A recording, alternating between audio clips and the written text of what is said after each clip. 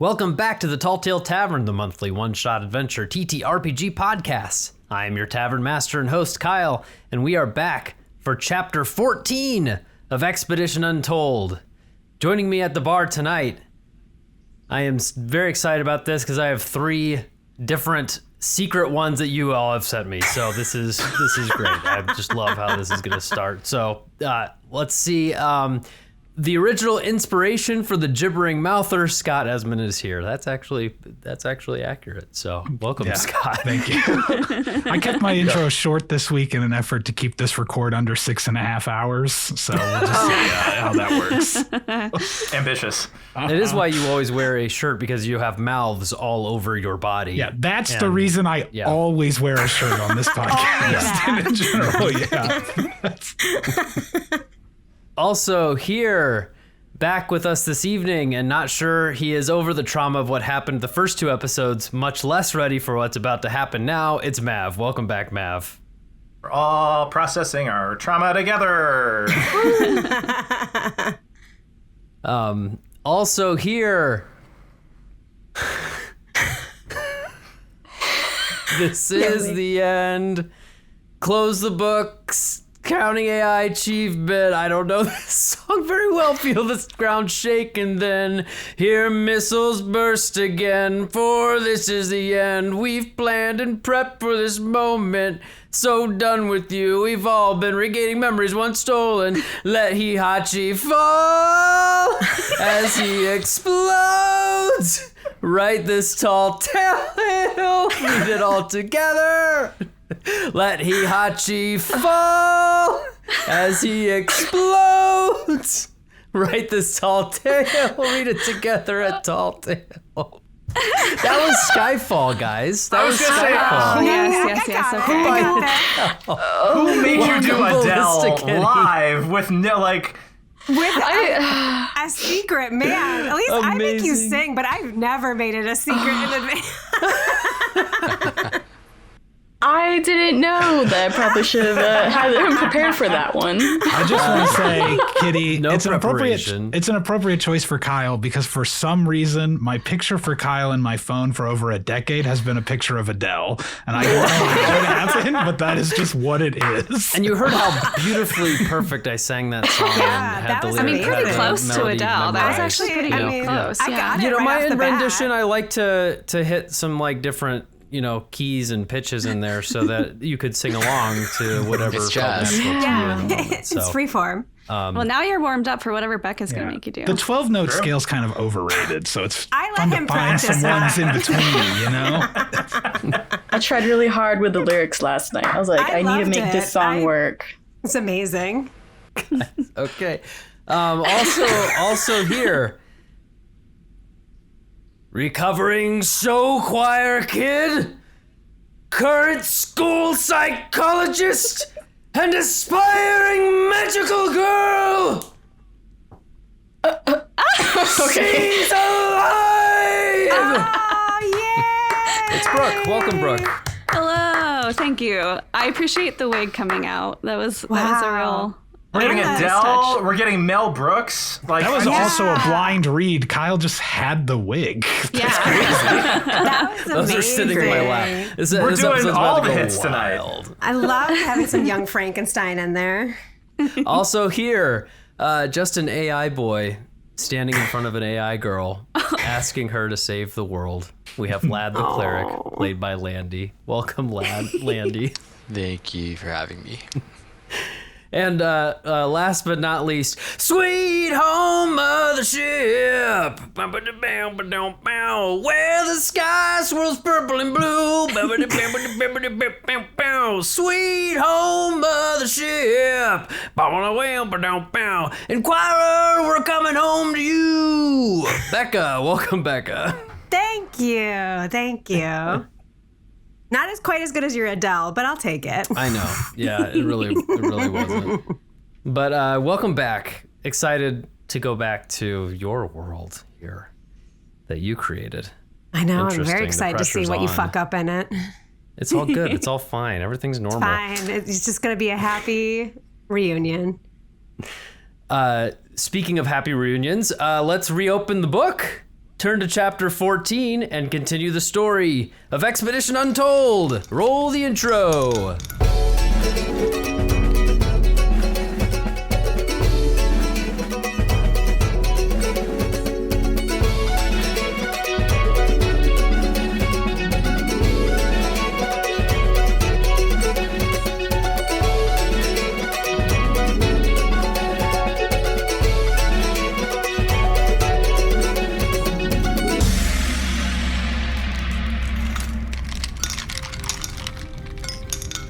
Previously on Expedition Untold, would you believe it? I am Tiro Berstero, reunited with my valiant companions Namby, Pembleton, and Huguenot Rockbridge in New Lisbon City.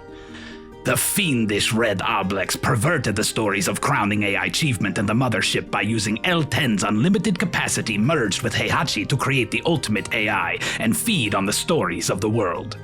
With the help of mechanical reconstructions of the Crowning AIchievement heroes, we led a mutant rebellion against the despicable AI overlord. The book club fought as a hive with the noble sewer-dwelling mutants, while Vyper, Lad, and Paolo attempted to free Alice, an AI designed to contain Heihatchi.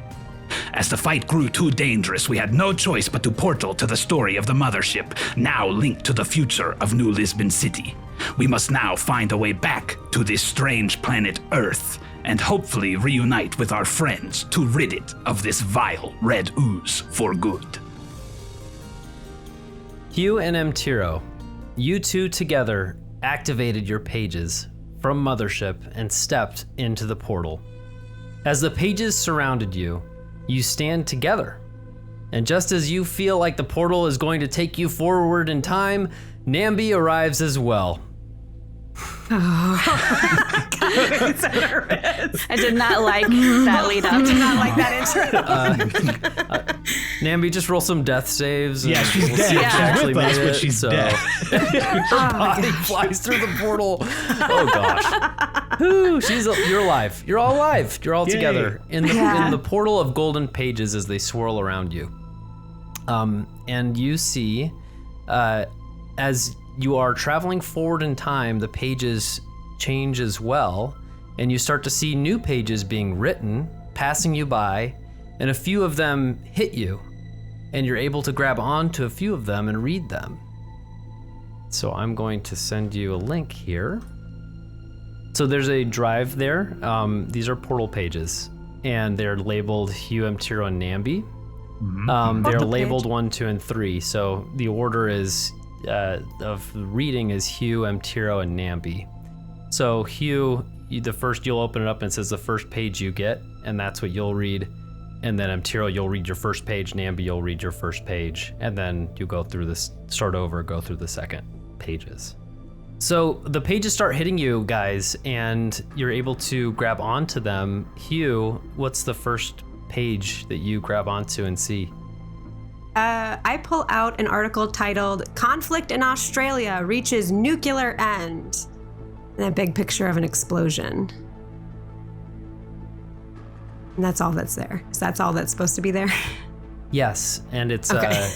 And it's like a hologram page that you kind of get there, kind of made out of light. This page is. Mtiro. Yeah, Mtiro has a paper that says holograms, and in parentheses, AI propaganda, and then pictures, it says dire mutant, dangerous if seen, alert, hef, Heihatchi exterminator force immediately. Mutant flying variant, dangerous if seen, alert, hef, Heihatchi exterminator force immediately.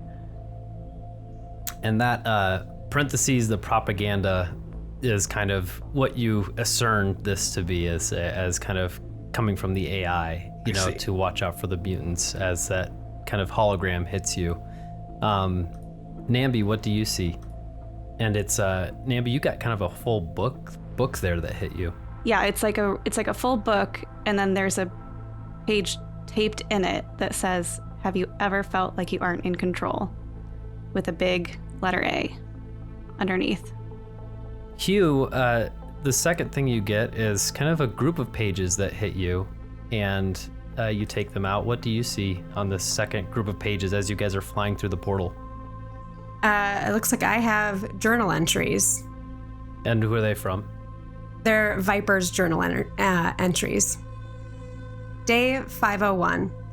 We pulled off a museum heist last night, added 5 more transceivers and 2 jammers to resistance inventory. Our C2, Command and Control, hub continues to strengthen with the expertise of military members. I've noticed Paolo seems to really hit it off with them, and I see they value his input. Day 1023. I painted one of Paolo's Queen of Spades playing cards to look like me. I don't think he's noticed yet, really hoping I'm there to see his reaction when he does. Day 4740. The initiative to grow the forest is ramping up, as are emotions at home base. We decided to split up for a while to cover more ground. Day 7330. I arrived back to HQ with the latest batch of recruits for the intro brief today. I decided to observe this one to see if the material had changed from many years ago. To my surprise, Paolo took the stage and addressed the recruits. I've known him to have natural leadership qualities, but he has the air of a military commander now. Day 11,000. Today's machine death scoreboard. Vyper 6, Paolo 8. He got the final blows on 2 of them, but I technically assisted by pulsing them. Lad is a harsh referee. Mtiro, you get a bundle of pages as well. I do. I have Lad's journal entries. Day 1260. I guess I'm gonna give this whole journal thing a shot. P&V seem to think it'll help offload some of the stress. Personally, I'd rather spend downtime getting lost in other stories instead of thinking of my own. Sleep is rare these days. Hell, is it even sleep or just shutting down? Maybe a reboot. It doesn't matter. Fuck this. I'll try again tomorrow. Day 1287. It's been 27 days since my last entry. We took heavy losses today. I'll never get used to this part. My mom always said I was too tender-hearted for rebellion. In some ways she was right, but I don't ever want to lose my empathy. It's the most human part of me. Day 1288. 2 days in a row. Who would have thought? Maybe there is something to this. I traded a book today for a small handful of seeds. They're so dried out, there's almost no chance anything will grow. What do I have to lose? All we have is time. Day 4731. Paolo and Vyper left this morning. Something about a group of mutants that have been isolated, living off the grid. Maybe they'll have some books to trade. It's been a while since I've read something new. Vyper keeps telling me I should write my own stories, but I don't think I have anything worth saying. Maybe when the war is over, if I get to see that. Then there's a break, but it says day 5300.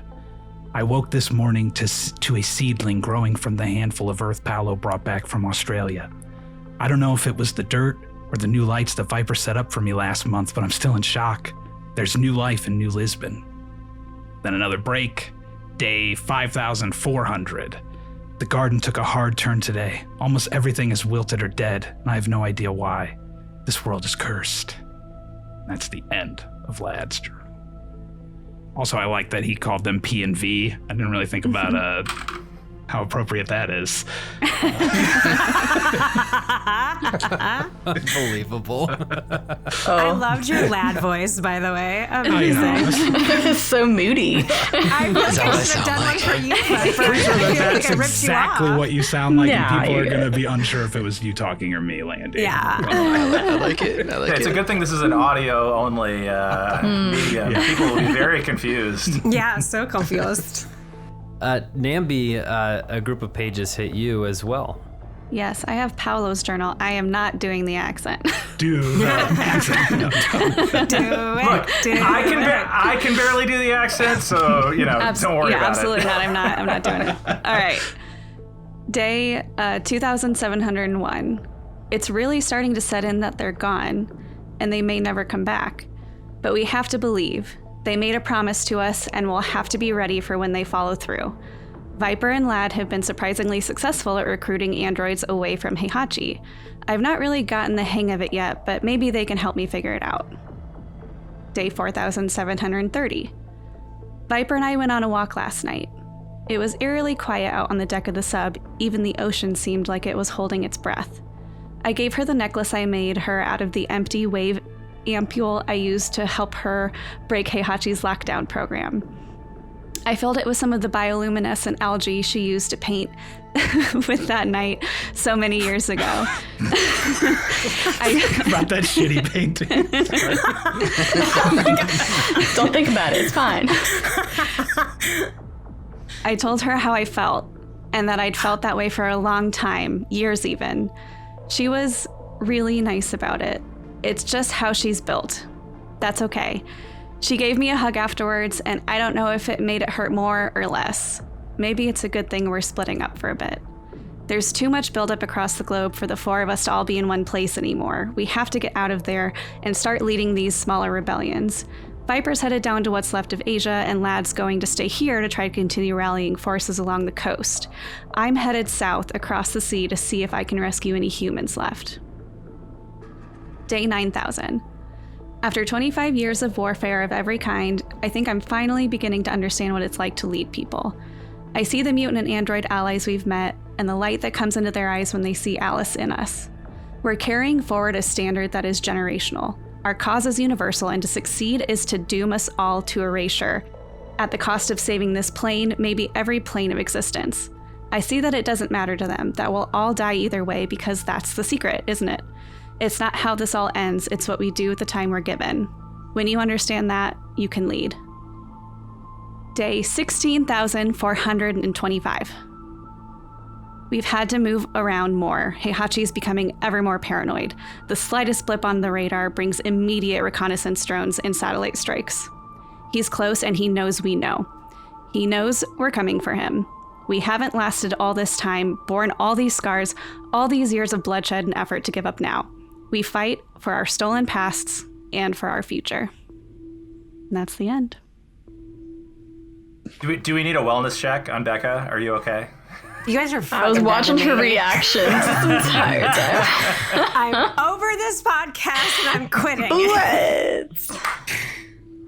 As you three fly through the tunnel, the light at the end starts to get bigger and bigger and starts to flash red.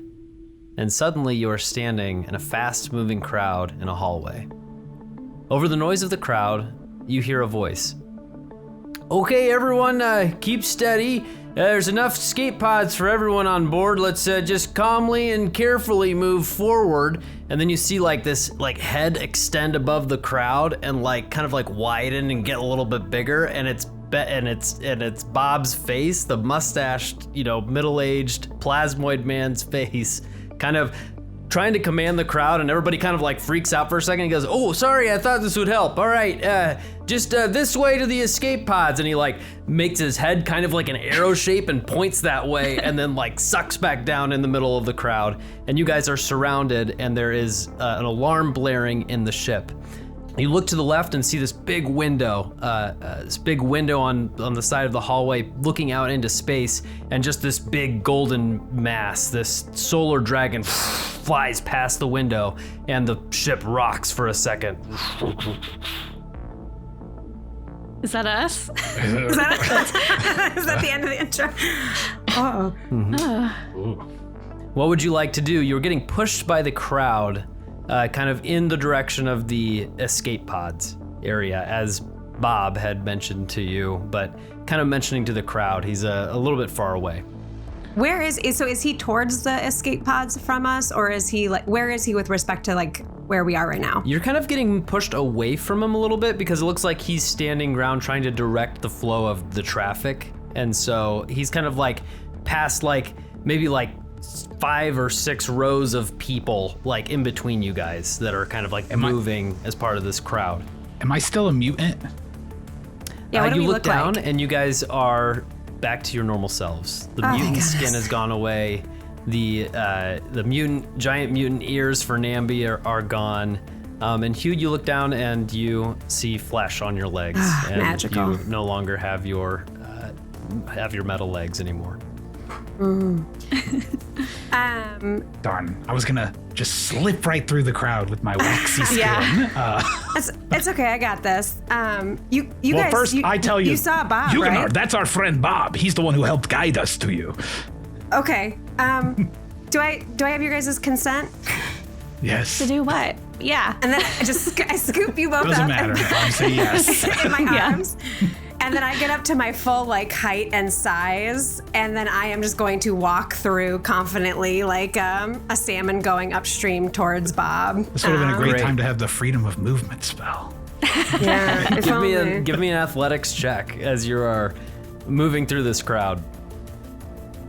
I only have a +8 to this, so we'll see. Oh shit! I rolled a 3, so that becomes an 11. Okay. This week has not been the greatest for D&D for Becca. That's an 11. Huguenot, my friend, push harder. And I give you a bardic inspiration. Okay. The crowd is pushing against you, but you hear Amtiro's voice. Is it enough? Oh no. It's a D8, right, Scott? Yes. And let me see I think with the skill check, you get to roll it basically with inspiration with the motive potential. With advantage. Yeah. Well, the first one was an 8, so we should be good on that. She's back to normal, guys. Oh, it's all good. So what did I say on the first one? That was an 11, so It becomes 19. a 19. Yeah, the crowd starts to push you away from Bob, and then you hear Amtiro's voice, and you just you get a grip on the ground with your feet and just start pushing forward against this crowd towards Bob, who is just kind of directing. He's making his hands into arrows now and trying to do his best to help people get out. And so you're able to move up close to him, carrying Hugh and Namby. Yeah, just the whole time though, I'm so sorry. I'm just gonna scooch over here, and then I'm so sorry as I make my way towards Bob. The most Midwestern of wading through a crowd you can possibly be. I'm so just sorry. gonna scooch by. Just gonna scooch right by you. Scooch by ya. Oh goodness. I'm sorry. Bob, right? Yes. Yeah, hey. And you can see he's got his broom next to him, and his janitor cart is basically squished against the wall, and he's got his name badge on that says Bob. How can I help you? Bob, my blobby friend, do you not recognize us? It's me, Amtiro Berstero, and my friend Namby Pambleton, and of course our friend Huguenot Rockbridge the Mighty, who you have not met. It's nice to meet you. He takes a second and looks at you two and looks up at Hugh. By golly. You two. Yeah. That was... Wow. I have to help you. I have something. Oh, Mary wrote it down for me. Here. We gotta go. Excuse me, headed this way. Make way. Maybe, Hugh, you said, Hugh, would you mind, maybe leading the way?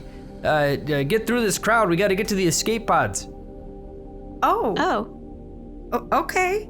Is there any way we can help you? Because things seem a little bit dire right now. Our ship got something happened with all the wiring, and so, we tried to figure it out, but then an ancient solar dragon was there kind of taking care of the whole place, and, I tried with a couple of others from the ship, and, it just, we couldn't do it. We had to run to save our hides. It's just if we had one more person, maybe we could have figured it out, but, unfortunately, we just couldn't get it done. So we split up to try and help with the evacuation of the ship. This is the Inquirer. Welcome, I suppose. It's been a long time. A long time. But let's keep moving. We gotta get to one of these escape pods. I gotta get you out of here. Well, is it fair for us to cut in front of all of these people who live here? We could just help with the situation and said, we've read your story. You're part of a story. Did you guys tell him that he's part of a story? No. I don't remember. I don't recall. No, I don't think we did. Well, you're right.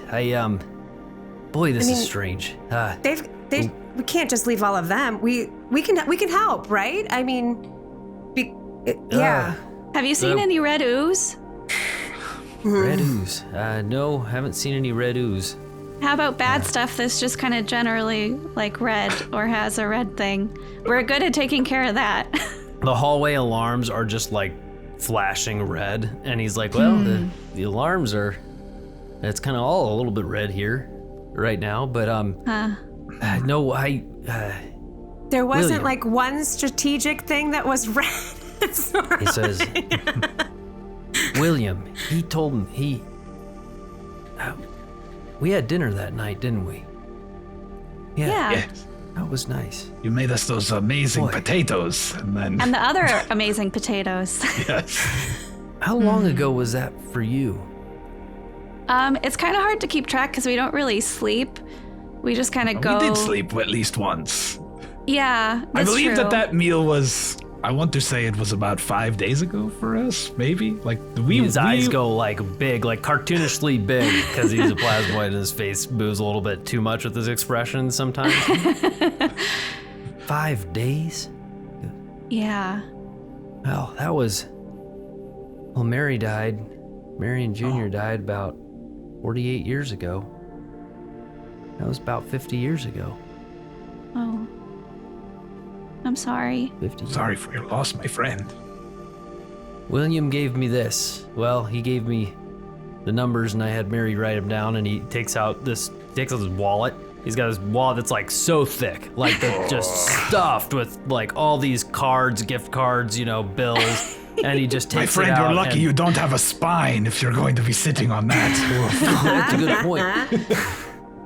We do have nerves though, and you sit right down on that sciatic nerve as it goes up the side. Oh boy, it hurts for about 3 weeks. But here, and he takes out this old piece of paper. It's like, really old, barely legible, but it's got a set of numbers on it.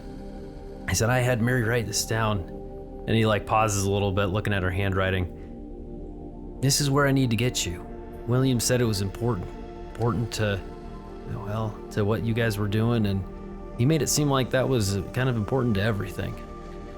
And, there's enough escape pods for everybody. I suppose, we can't get you on one before anybody else. That's not fair, so we can kind of wait in line, but, I don't know about this ship. There's, this whole Sims unit thing that controls everything. It's been going haywire, and I'm not sure. I'm gonna try and figure it out, but it doesn't seem like that this is a salvageable situation here. Did you try to turn it off and back on again? Well, we got to that main room, but we couldn't fight. There were tubes flying everywhere. A couple of us went down, and we just had to cut loose and leave. We didn't even get to figure out what was going on in there. Our situations are most definitely linked, my friend. I think your missing ally resides on the planet we need to get back to. It's weird. It's a weird feeling like you're missing an ally, Like there's someone else that's supposed to be there. I don't know. It's just a strange feeling. Well, and the crowd's like kind of moving with you guys. You guys have been moving with the crowd. And let's get you there. Let's get you the escape hatches, and you look up and you're actually pretty close, and you can see like 4 bays, and it's like a subway. Almost looks like a subway coming in line with like pods into each door in front of you, and then groups of 4 are getting into the pods, and then the doors are closing, and then it shoots off into space. Okay. And so he leads you forward, and you guys wait patiently in line behind the other groups. You see a family in front of you, a family of a few dragonborns. Behind you, you see a few elves, just lots of different races and cultures here on the Inquirer. And then the escape pod for you kind of comes into place. The door opens, and you get inside this fairly small escape pod, kind of like a oblong, almost like pill-shaped form of a ship. And the 3 of you get in, and Bob reaches his finger, his like pseudopod hand into the ship and to a control panel, and presses a few buttons on it, and kind of types in some coordinates there, and he's looking at the coordinates on his piece of paper and typing them in, and then kind of retracts his pseudopod back. Well, that'll take you where you need to go. I'm not really sure, not really positive where it is. Maybe it was, maybe it was. I don't know if we're going back to Earth where that was the last time I saw you. I think we were outside Earth, weren't we? Yeah. Do you know what's been going on there? No clue. No, after we dropped you two off, we went back to Pluto and met up with the rest of my family. They were at that casino on Pluto. I went down just for a short trip, and gambled a little bit, but not too much. And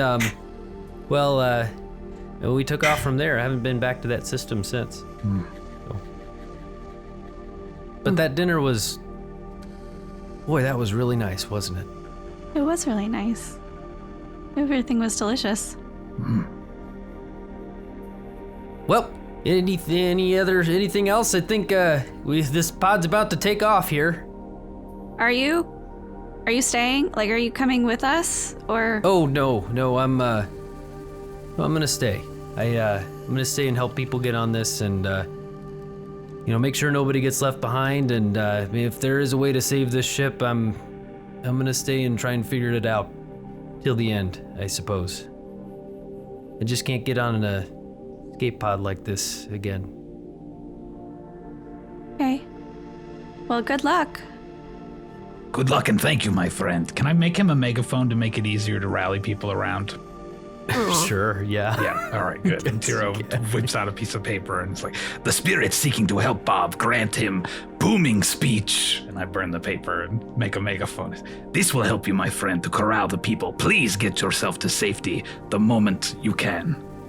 Oh, amazing. He takes it and he takes it in both of his hands, and then his legs merge to become one leg, and he rises up above the crowd again and takes the megaphone and then just starts shouting instructions on forming the lines and getting people in lines ready to go, and the doors to the pod just close. And as soon as they close, all of a sudden, you guys shoot off into space. We should have offered him some pocket casserole to, it's from that meal. Oh, it's his wife. Damn it. Oh my gosh, and it's not even that old. Oh. No, it's not. Oh. Man. It's got a good couple days left in it, This sewer pocket casserole. It's potatoes, they last a long time. Potatoes last a long time. Sewer pocket fanfic unrefrigerated. Icor is a great preservative, so it's probably mostly chemical preservatives anyways. You guys look outside the pod, out the windows, and you can see all the pods kind of heading down to a nearby planet in that direction. And yours kind of goes straight out into space and flies out into the wild space. And soon the stars kind of go away a little bit, and everything starts to turn a little bit more silvery as you enter into the astral sea. Only mildly terrifying. Yeah, I really hate tight spaces. I don't know if I've ever told you guys that. Just rocketing through space, a thing I'm not really familiar with. It's going to be okay. It'll be fine. It's very tight in here. I can sit on your shoulders if that would help. You can put your feet up. If you're up on my shoulders, you're like a little weighted blanket of comfort. Yeah. Do you remember that carriage we had to ride in with Brooke? This feels even tighter than that. Yeah. At least this time there's no homicidal maniacs in the pod, though. Yeah. For the most part. Yes. Other than when someone gets on Namby's bad side, of course.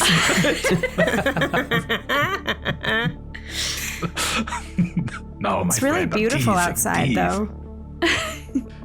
Yes, it is quite a magnificent view. I've never seen anything like that. You travel and you see time is kind of weird out here, you travel and you're flying through space. You see the this giant husk, this old god that just kind of floats by. Looks like maybe half of a face, of something in the distance. But for the most part, it's empty out here. And you don't see Christopher floating by? You want to roll for it? Yeah, I do. He's flipping end over end. I want just unconscious. Yes, I want to know if you see Christopher. Was he ever conscious to begin with? I want a D100 roll, but I think I'll give you a 6% chance to see Christopher out here. It's pretty high. Unfortunately, no. We do not see Christopher. You look out into the astral sea and do not see a tiny teddy bear floating by. I'd forgotten about that. It's a really good thing he didn't need to breathe. Yeah. Listen, Nutmeg didn't mean for it to happen, okay? As you continue to fly through the astral sea, you start to see stars in the distance, and as the ship flies out of the astral sea, the ship pings, bing, now entering the Milky Way wild space. And suddenly you are next to a massive planet with a beautiful ring around it. Bing! ETA 24 hours, currently traveling at 100 million miles per day. Yeah. And the spacecraft flies past the rings of Saturn. Is Saturn 100 million miles from Earth? It's crazy. Like 900 some. So. Wow. But that's how fast Spelljammer ships actually can move. Is 100 million. Well, I remember. Oh, we're in here and for so 24 you travel. hours. I wish I had reduce or something. Does anyone have enlarge reduce? Brooke, do you have prepared? No. I cast Calm Emotions in here to help make Huguenard less claustrophobic feeling. Wonderful. It's okay. Yeah. You will be fine, feel my that friend. Just a blanket of comfort go over you as that spell hits you and makes you feel less claustrophobic. It's the D&D version of Xanax. Yeah.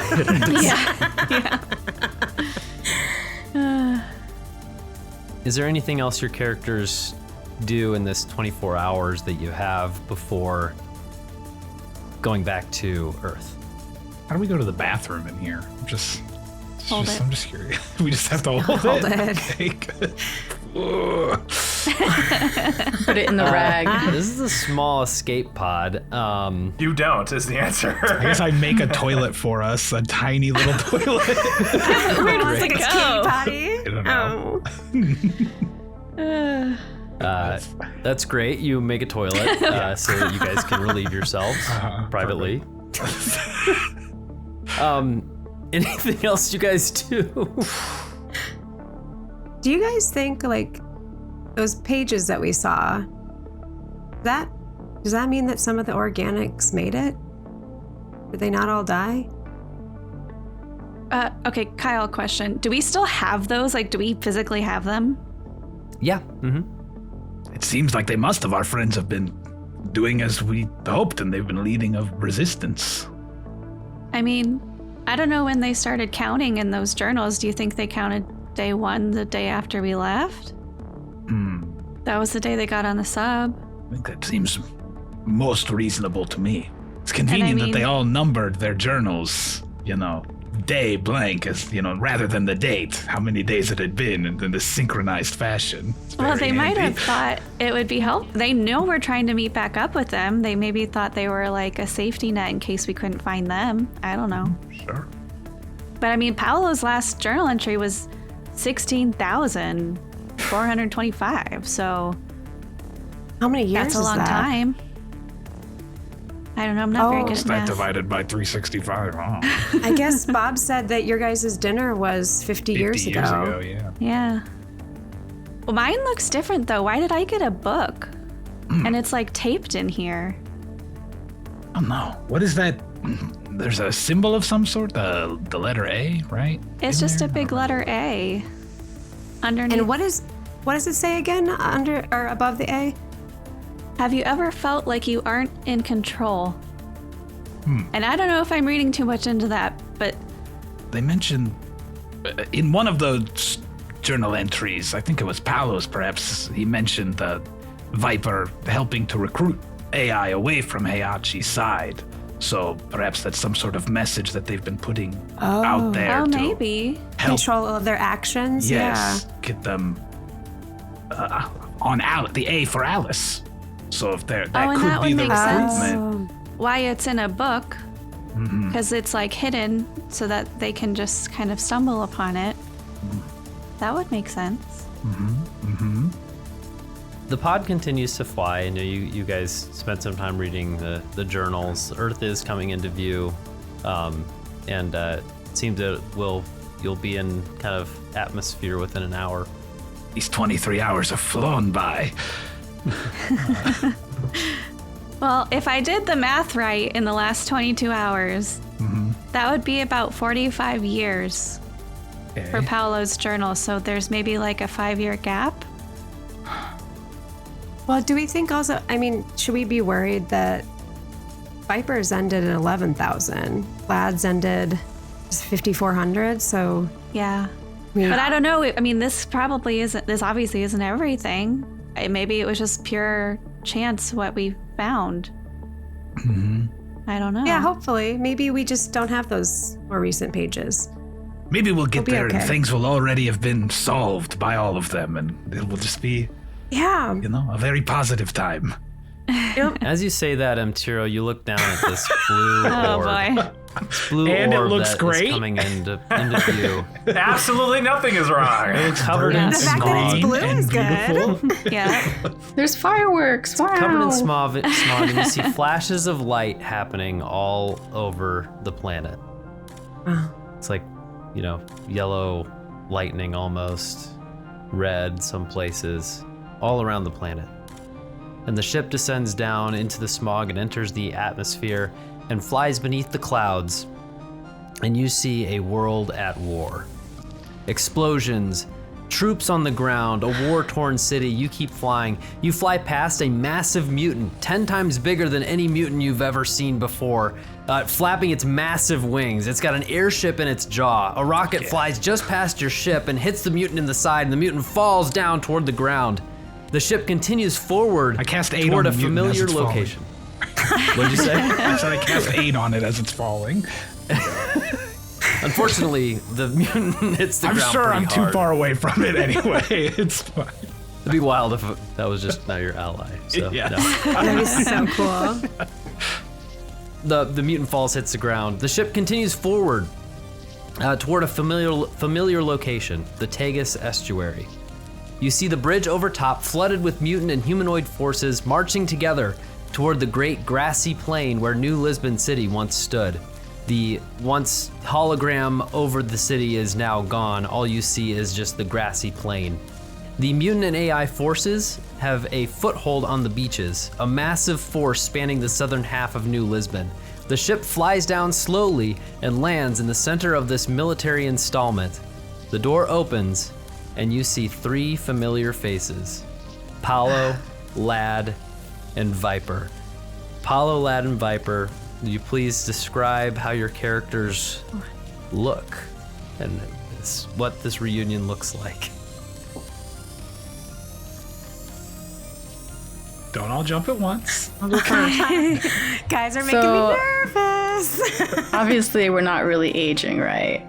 But our gear has changed a little bit.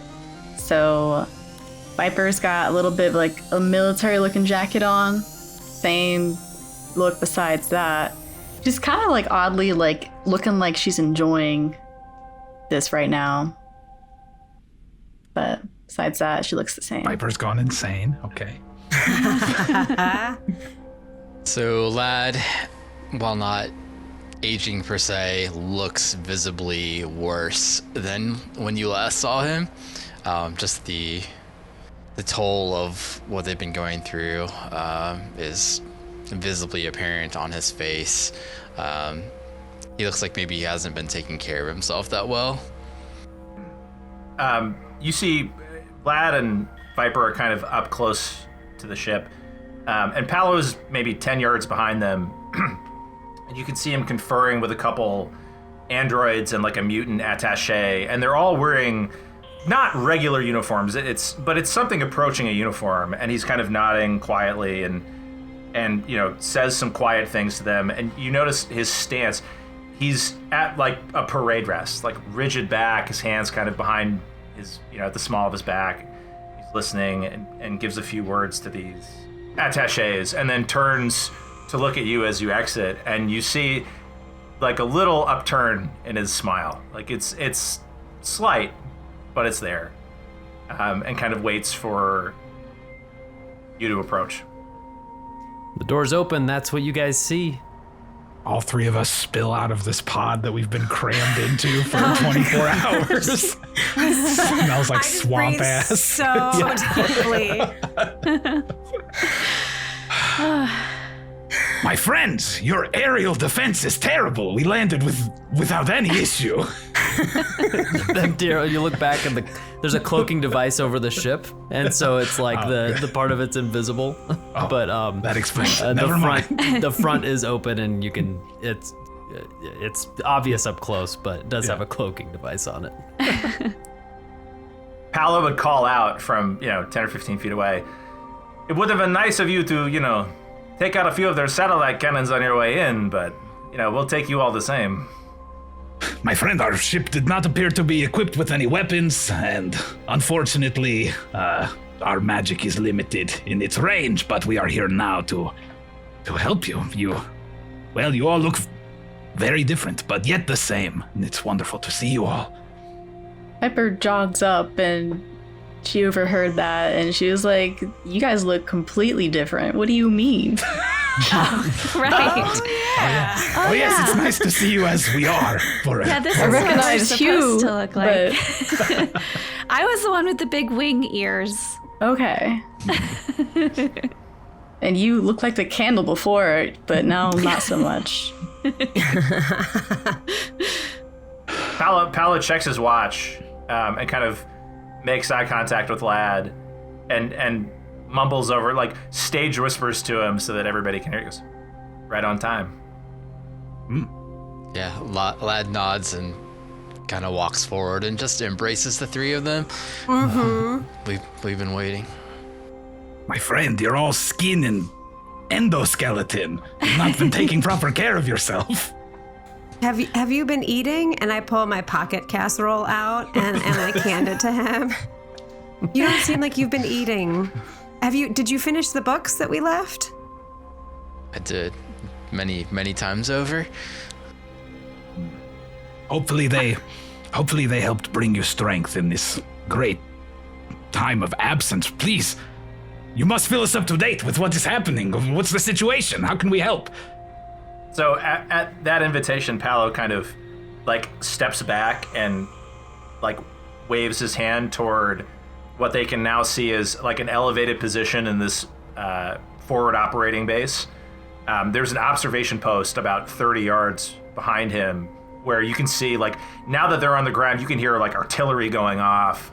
There's, people shouting and running. There's, the logistical staff, they're back kind of in the middle of the command post.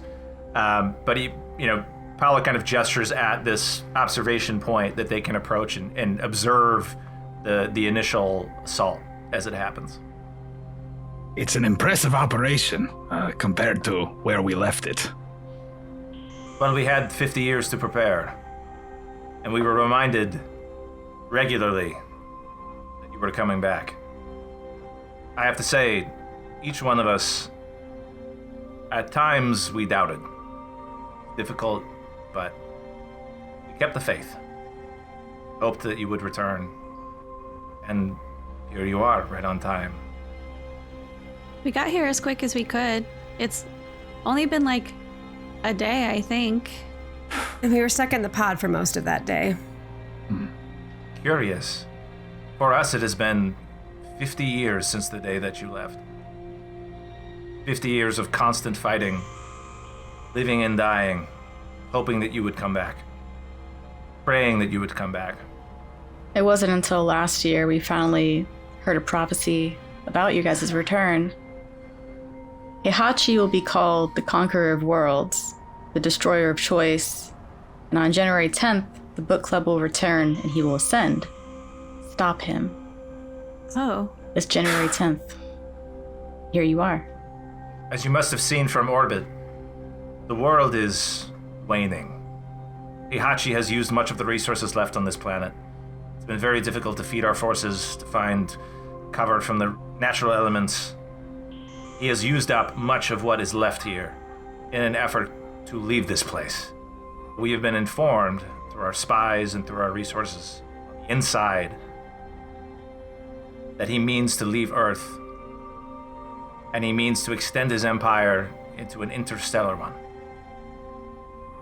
We mean to stop him, and we need your help. My friend, whatever you need, you have it from me. What do you need us to do? Kyle, is Alice with us? Is she in our base of operations, or is she still hidden away? She has been with you for quite some time. Inside you four, really.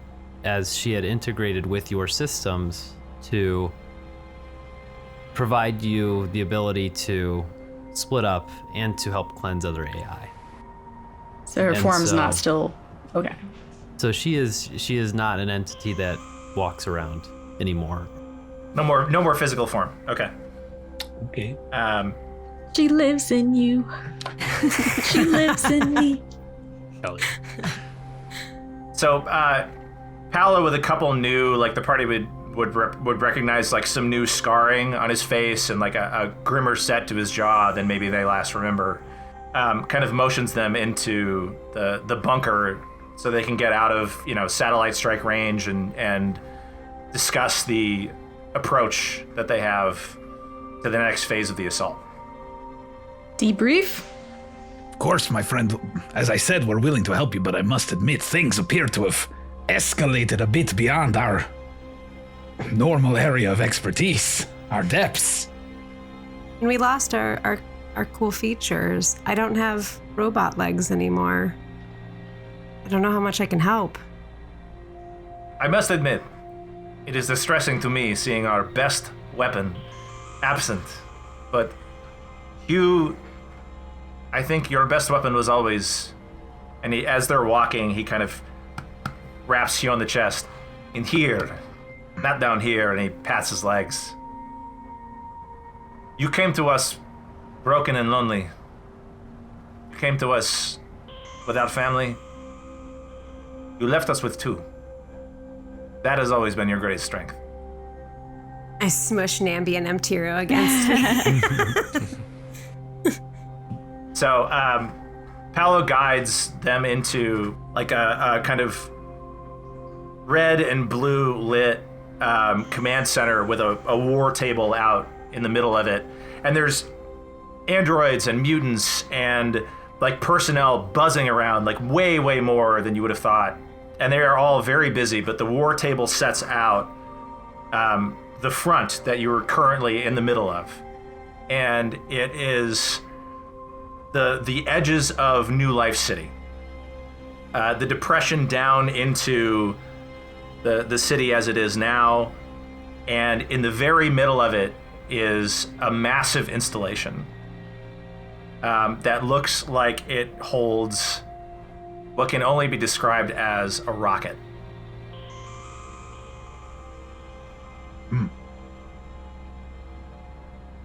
Is that a rocket?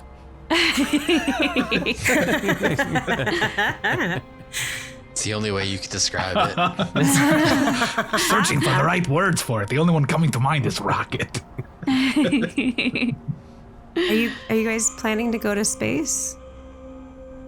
We're planning to keep Heihatchi from doing so.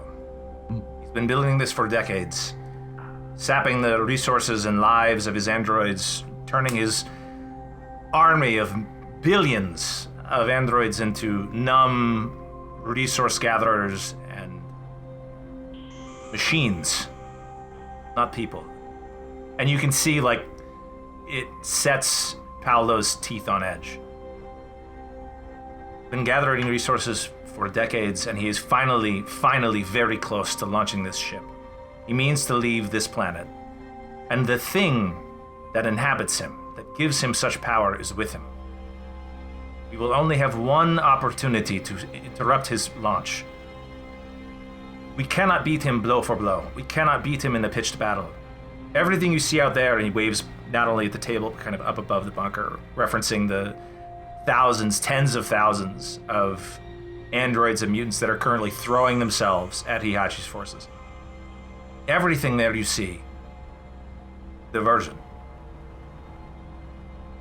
We, your team and ours, must penetrate Heihatchi's defenses and interrupt the transfer process of his consciousness from his well-defended core at the base of New Life City into the ship. It is only at this point will he be vulnerable, and only at this point can we kill him. As you say those words, the hologram kind of image of kind of the scan of what the rocket looks like kind of reacts to your words, and you see this like rocket kind of like rise up, and the shape of this rocket is massive. I mean, this is a huge, like city-sized rocket. It has the general shape of like a sword, and kind of where the hilt would be at the bottom, there's this massive red orb kind of in the side of this massive rocket.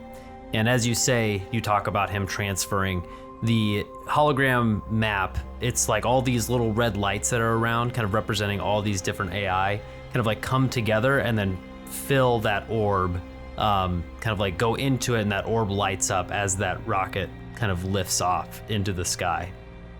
You may remember from our initial encounter that Heihatchi is an incredibly complex, very dense AI. This transfer process will not happen quickly. It is the only window we will have to interrupt his transfer and destroy him. And hopefully, destroy the thing that inhabits him as well. The thing that used to be our friend. We have to destroy L10? We can't, there's no way to, I don't know, just separate it?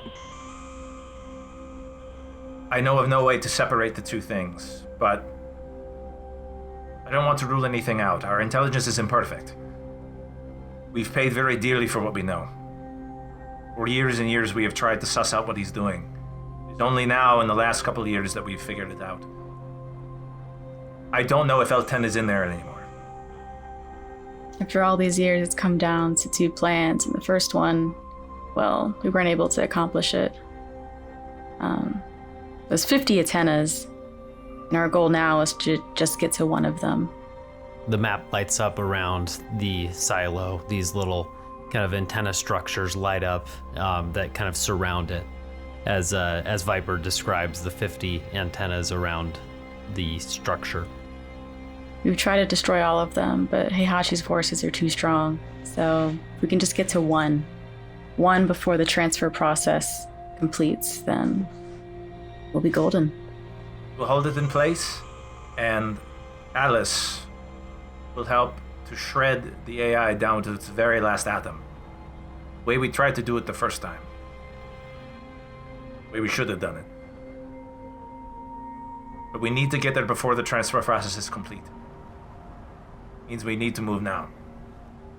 And at that, he like taps a communicator on like the chest of his jacket, and asks Ben to come in.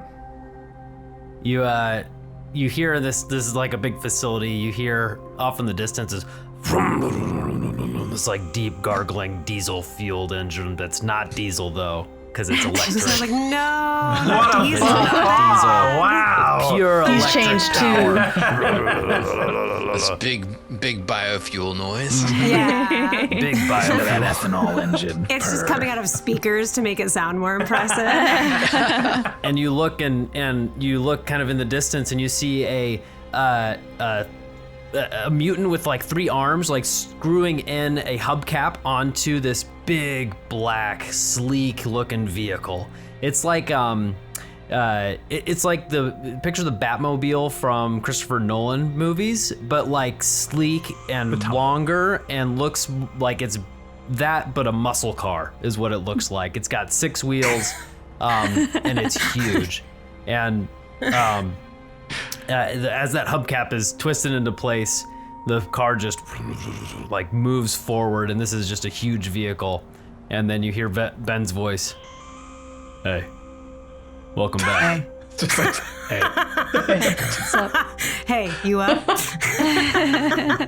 So Paolo looks around and is like, you should be very proud of him. He trained for years to accomplish this. Of course I am proud of him. Look at this magnificent fiend he's turned himself into. We will ride this mechanical demon straight into the bowels of AI hell and destroy Heihatchi for good. Ben honked, but he forgot to switch out the Prius honk for a cool honk. So it's like, Me.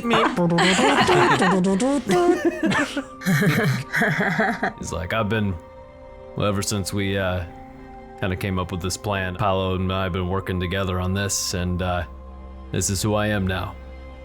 I'm just a car. You mean you're What? you're always a car? transform? This is my form always. Built for this one purpose, to get us there. He still has the mole on the seat, though, in case you were wondering. Always.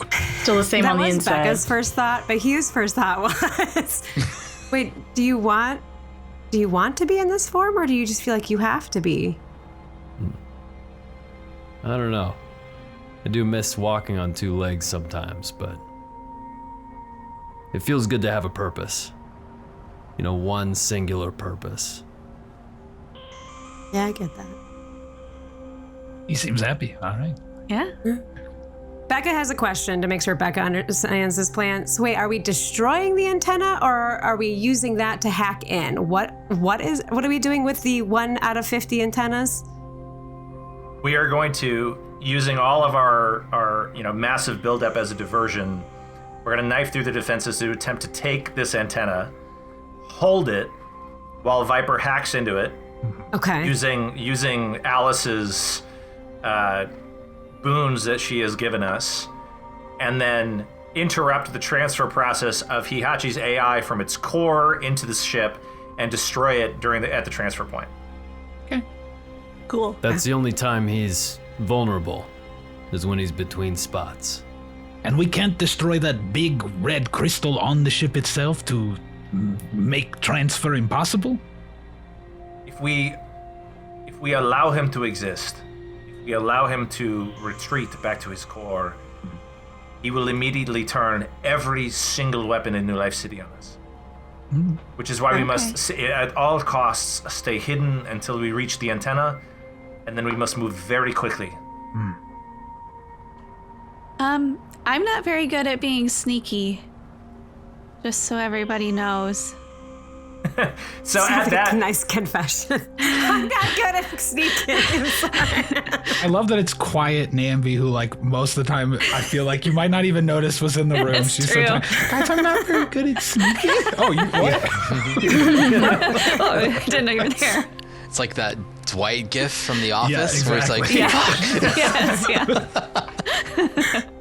so as if to illustrate, Paolo kind of, he's still got, like, he has this like uniform on underneath, but he still has his leather jacket. So he draws his leather jacket back, and you can see that he has like a heavier plate on.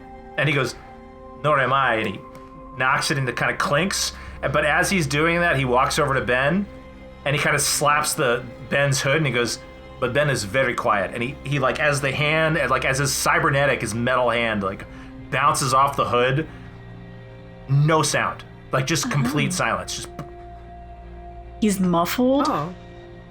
That's Vyper knows awesome. that. Okay. Ballistikitty didn't. He like gets up on 4 like wheels and like acts like he's sneaking forward for a second. He doesn't have that much movement as a full car anymore, but he can kind of do a little bit. Ben has hydraulics. Just imagining the Roger Rabbit car. All of a sudden, Did you turn him into a lowrider?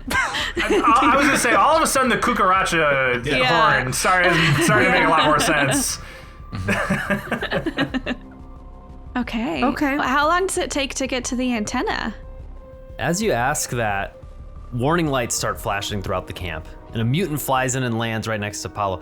"Paolo, my scouts, they just saw a massive hole opening up in the middle of the grass. The launch silo just opened. He's not waiting. We have to go now." I think it's time. Let's go. Okay.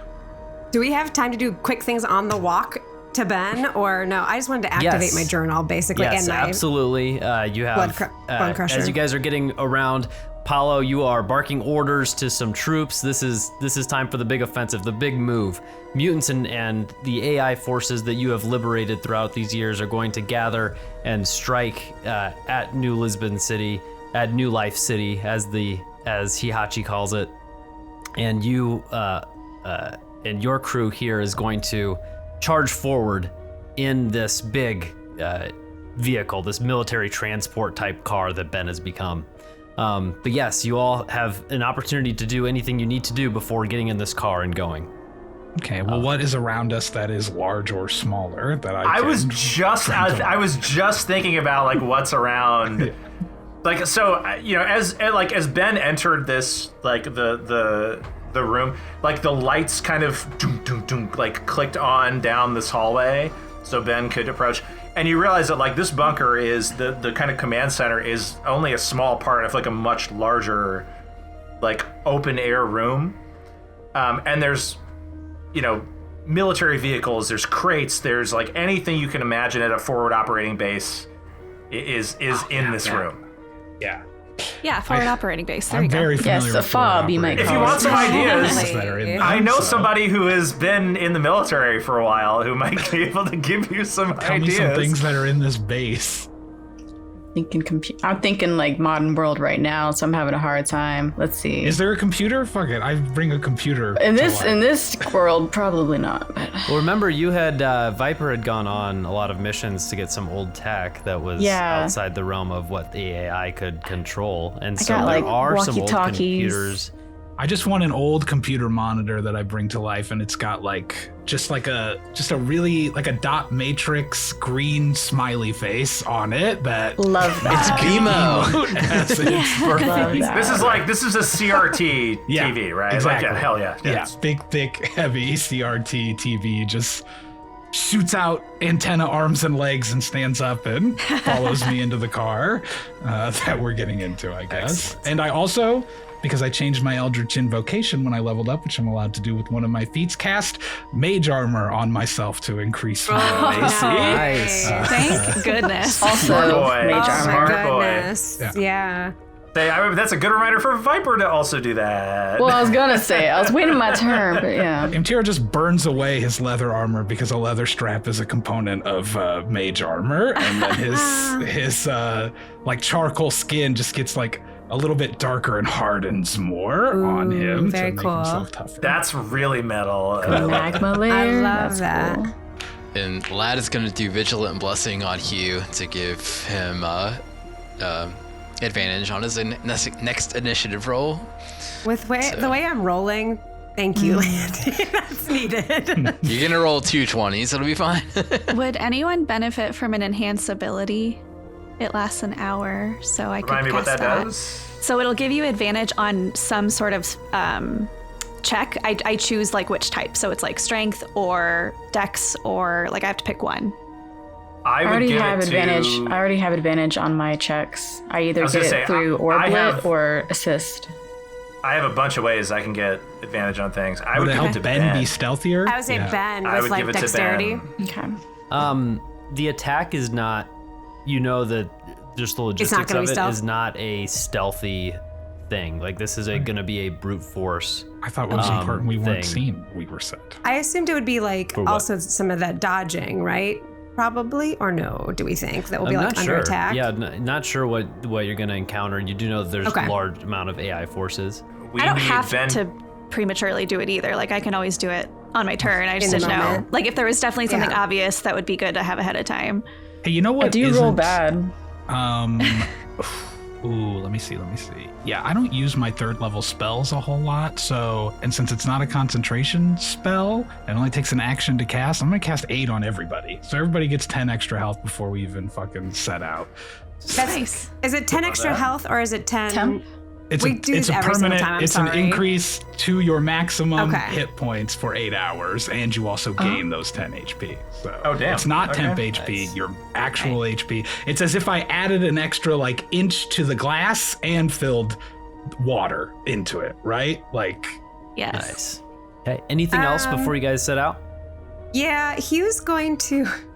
I really wish Hugh had a dagger because this is going to be real morbid for a second, but Hugh's going to reach over and grab a screwdriver from where they were like working on Ben and is just going to take it and kind of stab into his hand and drag it down to make himself bleed. I just hold my dagger up in my human. I'm sorry. I just held the dagger. I felt bad asking. Screwdriver. I was saying, Paolo's like, damn.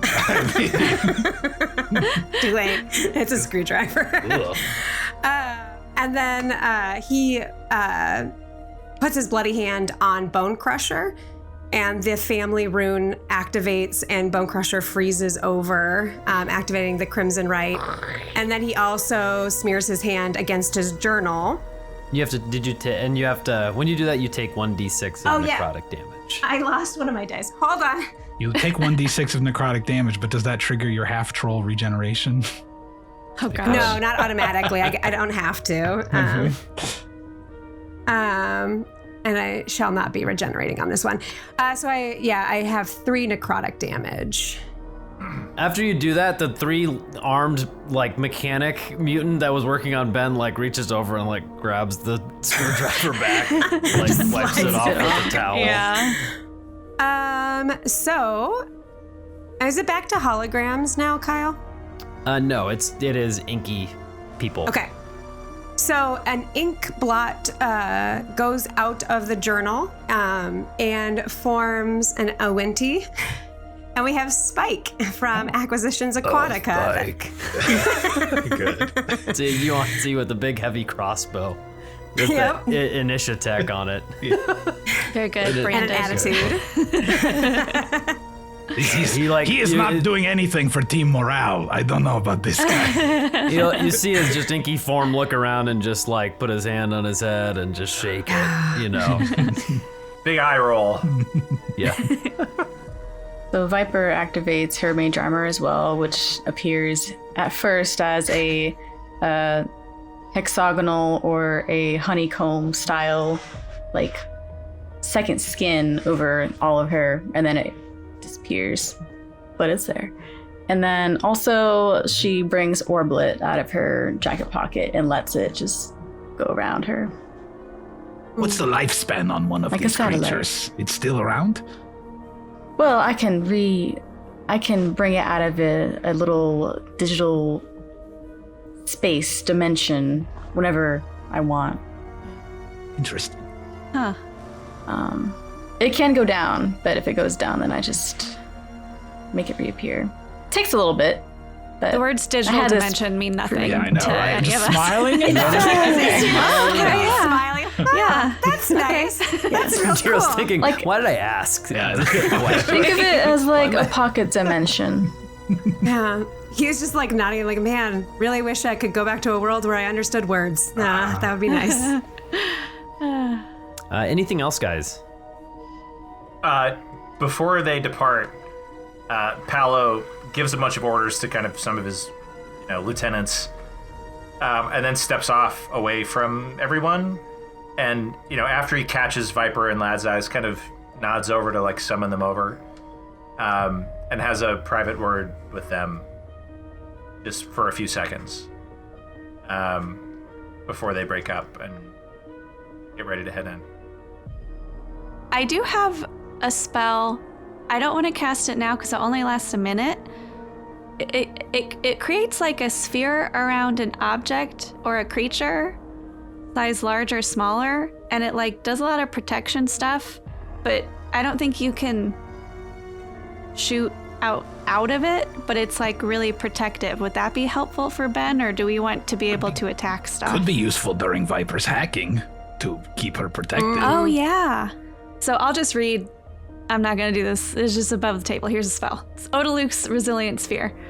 A sphere of shimmering force encloses a creature. If it's unwilling, they have to make a save.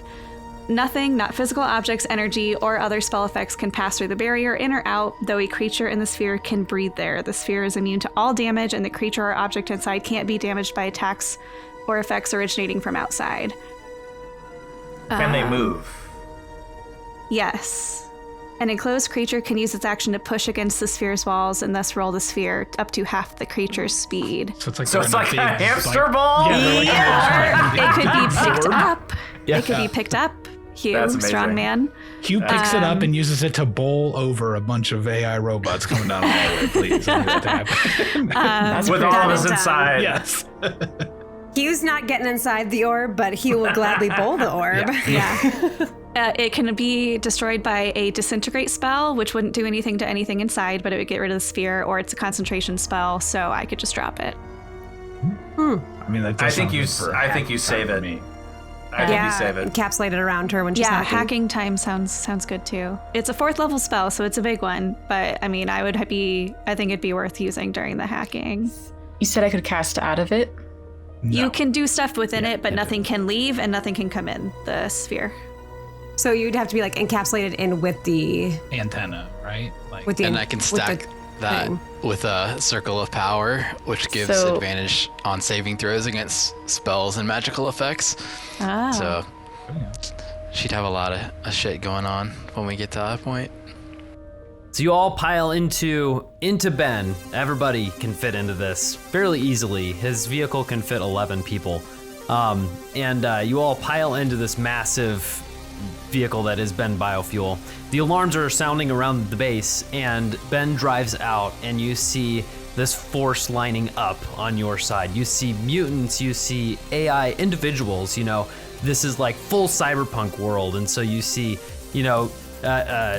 big strong guys with augments that make them look like fish on their face or something, lots of the crazy hairstyles you see in this world.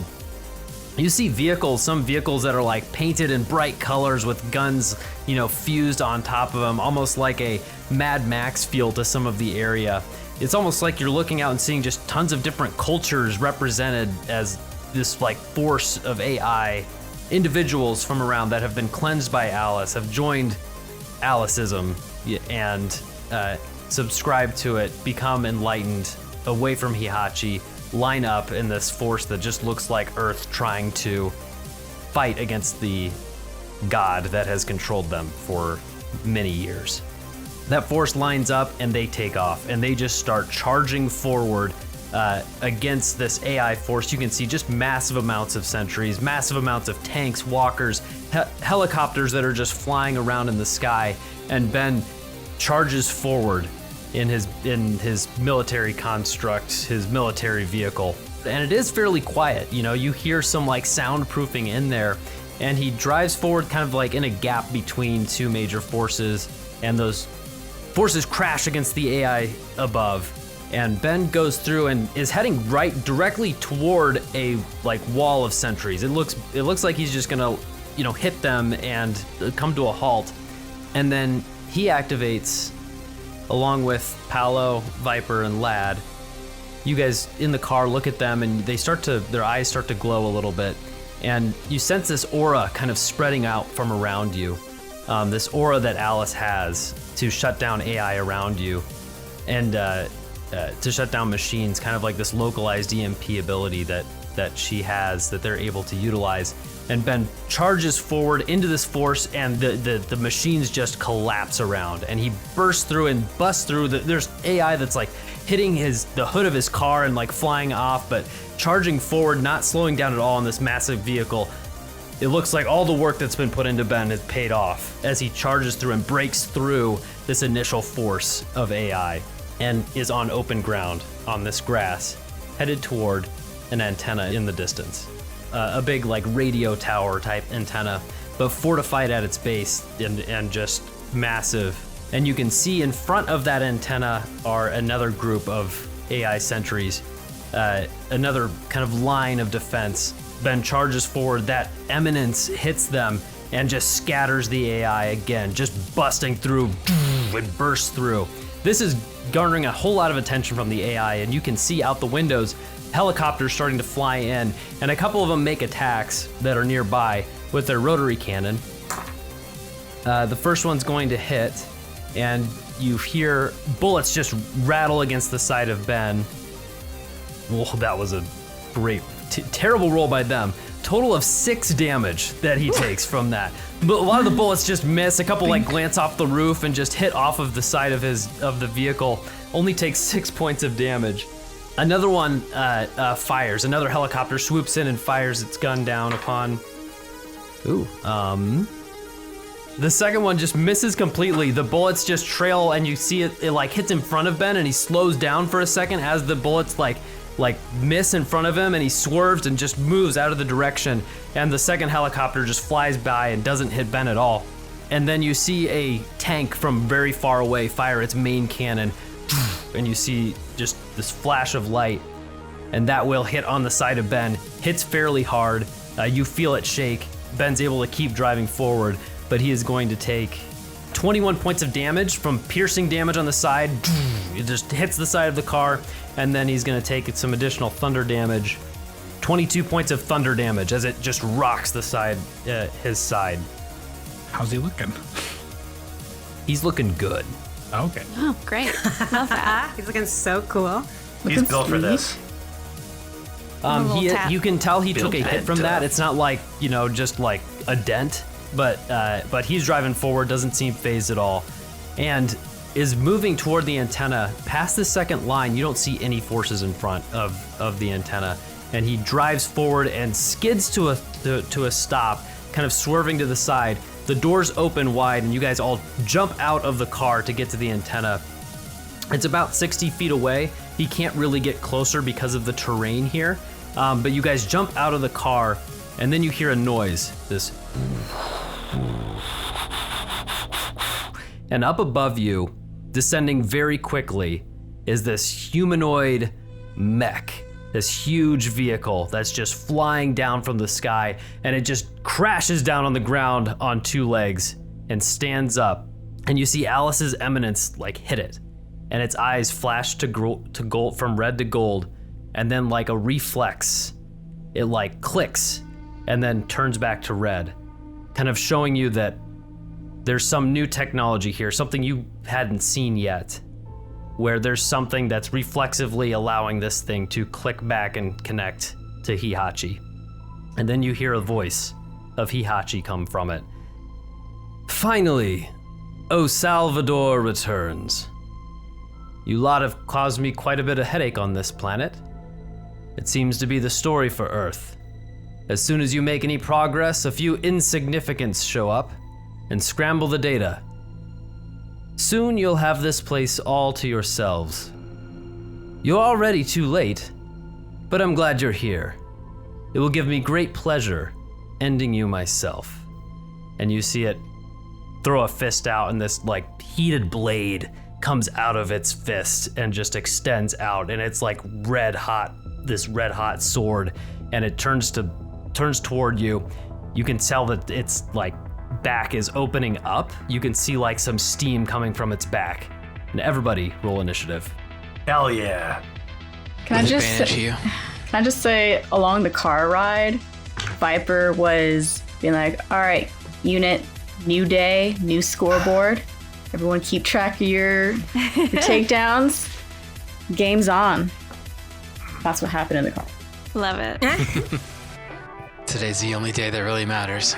You can see Paolo has like on the interior of his sleeve, he's got like a quarterback's, sleeve of like codes and like some of it's electronic. Some of it's like holographic so you can communicate with his lieutenants.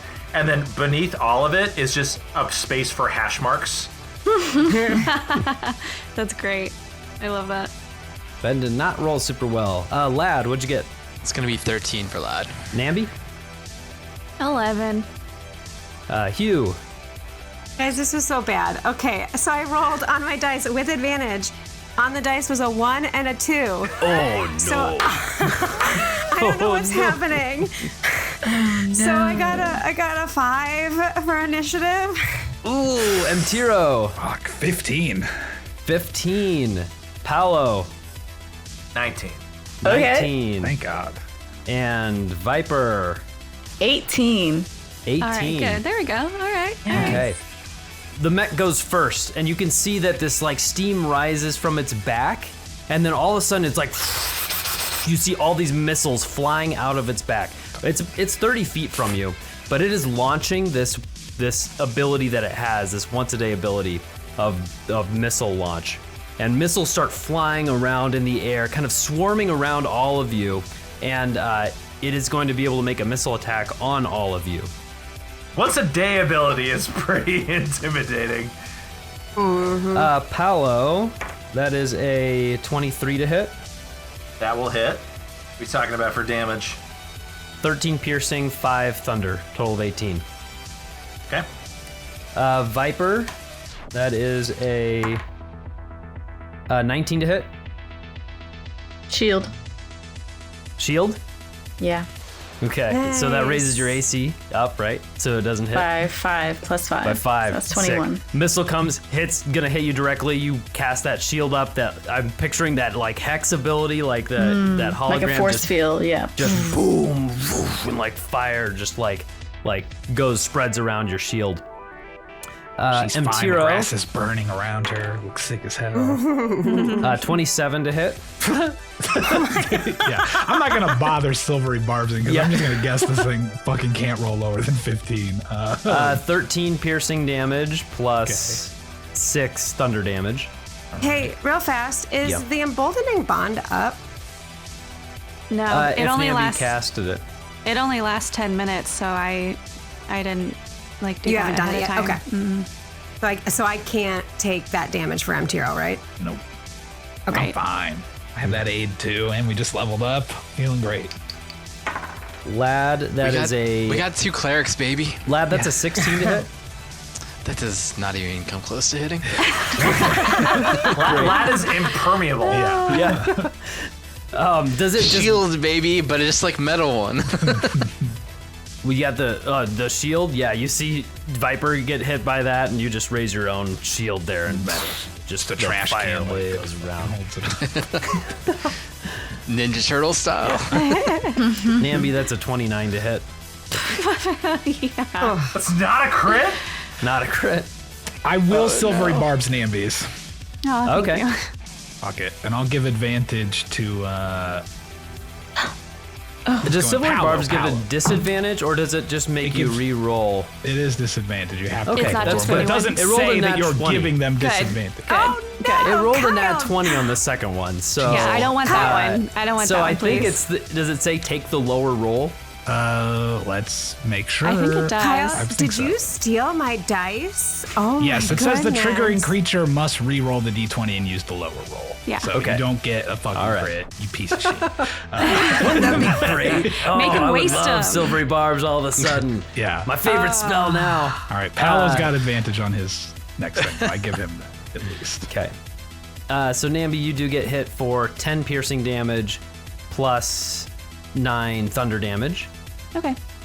Ben is going to get hit for 16 piercing, 3 thunder, so 19 total. And Hugh, Yup. 26 to hit, Yep. 12 piercing damage, and 9 thunder damage. I'm going to activate my regeneration. Okay, cool. Go ahead. You get to roll, I think, don't you? All right, yeah, I gotta let's see. I haven't used it in a while. As a reaction to taking damage, you regain hit points equal to 1d4 immediately. Then, for as many rounds equal to your Constitution modifier, I regain an additional 1d4 at the start of my turn, which is cool. So that means I'll get like 2 this round, basically. Okay, so I got 3 HP back on that one. That's pretty good. Yeah. That is its turn. It is going to stand and look with its heated blade out in defense in front of this antenna. Paolo, you're up. Kyle, real quick. Oh, yeah. Are you gonna roll to hit Orblet though as well? Oh, yeah, I suppose. Fuck, are you going to roll to hit the TV? They're out there. 23 to hit. I think Orblet's dead, right? Well, depends on the damage that you do to Orblet. How much health does it have? 10 hit points. Oh, okay. I Yeah, was gonna say it takes 5. 22 points total. So, Well, it is. that. Inky Spike needs to get probably 2. Yeah, TV Okay. guy. Thanks. And TV guy. Yeah. Woo. Thanks for Good reminding thing me. calling we him did all already. these things ahead of Yoicks. time. Let me see. Yes. Hold on. It can only do 10 creatures, so just got to double check. That's 1, There's 2, 8 3, of us 4, 5, if we 6, count 7, Ben, 8. right? Or no, So- there's 7 of us in this call. That includes Ben. So then there's 3 of us that have extra things, so it can hit all of us. Exactly, yeah. So this is to Spike. That is a nat 20. No, stop. Yes. Well, that's fine. Spike only has 1 We didn't HP even get anyway, it. so he's Spike is gone. Yeah. But it's And the good that we TV. used up your nat 20. The TV. A 19 to hit on the TV. That does hit. And it's gone. What? No, it's not gone. It has 50 HP. How much damage? Oh, it has are you 50 gonna HP. do? Yeah. Okay, I Damn. forgot how many Yeah, HP it's it got has. 50. 50 HP? It's got 10 Have you plus seen a 5 times CRT? my bard. That's fair. The CRT TV like weighs half as much as I do. So Yeah. that's That's 8 Yeah, they're like piercing plus 6 thunder. 300 pounds. 14 away from that. So 14. 36 left. Missile just hits the front of the TV. Its and face that- goes to like a frowny face on the TV Yeah. when it gets hit. Yeah. Okay, that is the full turn of the mech. Paolo, you're up. And Pal, you've got 10 extra feet of movement speed from the TV as well. That's excellent. And I also have advantage on how many attacks? Just my first? On one attack, saving throw, Your or next- ability check. Yeah. Your next one. In that case, Paolo is going to sprint forward. I'm 30 feet from this thing? Yeah. It's a mech. It's large, gargantuan, huge. Huge. Big. Can I get between its legs? Yeah, yes, you can. Excellent. So I'm going to run. Classic. Paolo breaks into a sprint, like straight through its legs to try to get behind it. Because he saw where those missiles came from. He saw the steam kind of burst out. And while he's sprinting, like one of the ampules in his arm is gonna like descend into his arm, and he's gonna consume as a bonus action a dose of grind. My friend, they're still on these vile substances. Ugh. Never left him. Imptiro, It's never left been him. a rough 50 years. Don't worry about it. What was I your gave up movement a long speed? time ago. By the way. It's 30, but I have a plus 10 from Imptiro for 40. Okay. So you can get like underneath it, but not all the way through underneath it because it's huge and it's like a. Oh yeah, because Like it the takes 50 up. thing. Yeah. It's 30 feet from 15. us. So but you're then it's underneath fucking it. wide as hell. Okay. As long as he's underneath it, that's fine. He's looking for weak points, but he is going to raise his micro SMG up, and he's going to do 2 attacks at full auto, so a full 4 D20s. Okay. Cool. All of them are at disadvantage except the first. I'm sorry, the first and the second, because he can use a catalyst from the drugs to give him advantage on an attack roll. To cancel out that, and you've already got So one. yeah, so I'm gonna cancel out. I'm gonna cancel out disadvantage on 2 of them, Okay. and I'm just gonna roll them all in sequence to see what happens. My first was a nat 20. Hey. Second was a 26. Pretty Yep. good. The third is gonna miss because it was a 12. 12 will miss. And the fourth is a... Oh, damn. I rolled 2 18s in a row. 25 to hit. Yep. 46 piercing damage. Wow. Is that with all of your attacks, or is That's that... all of my attacks. 46. That's 4 attacks. Sorry, that's 3 attacks, 1 at crit. Yeah. Sick. As Paolo's like running up with the SMG, the mech uses a reaction with its other fist, pulls out this big like hologram defensive shield and blocks 20 points of that. Gets 20 HP, temp HP from that, so 20 points of that gets absorbed by the shield, and then it breaks. Copied our tricks. I'm sorry. It not only mitigated my damage, but gave him temp HP? I think it mitigated So it by giving him. Okay, The reaction okay. is I like was when it gets hit, it gains a 20.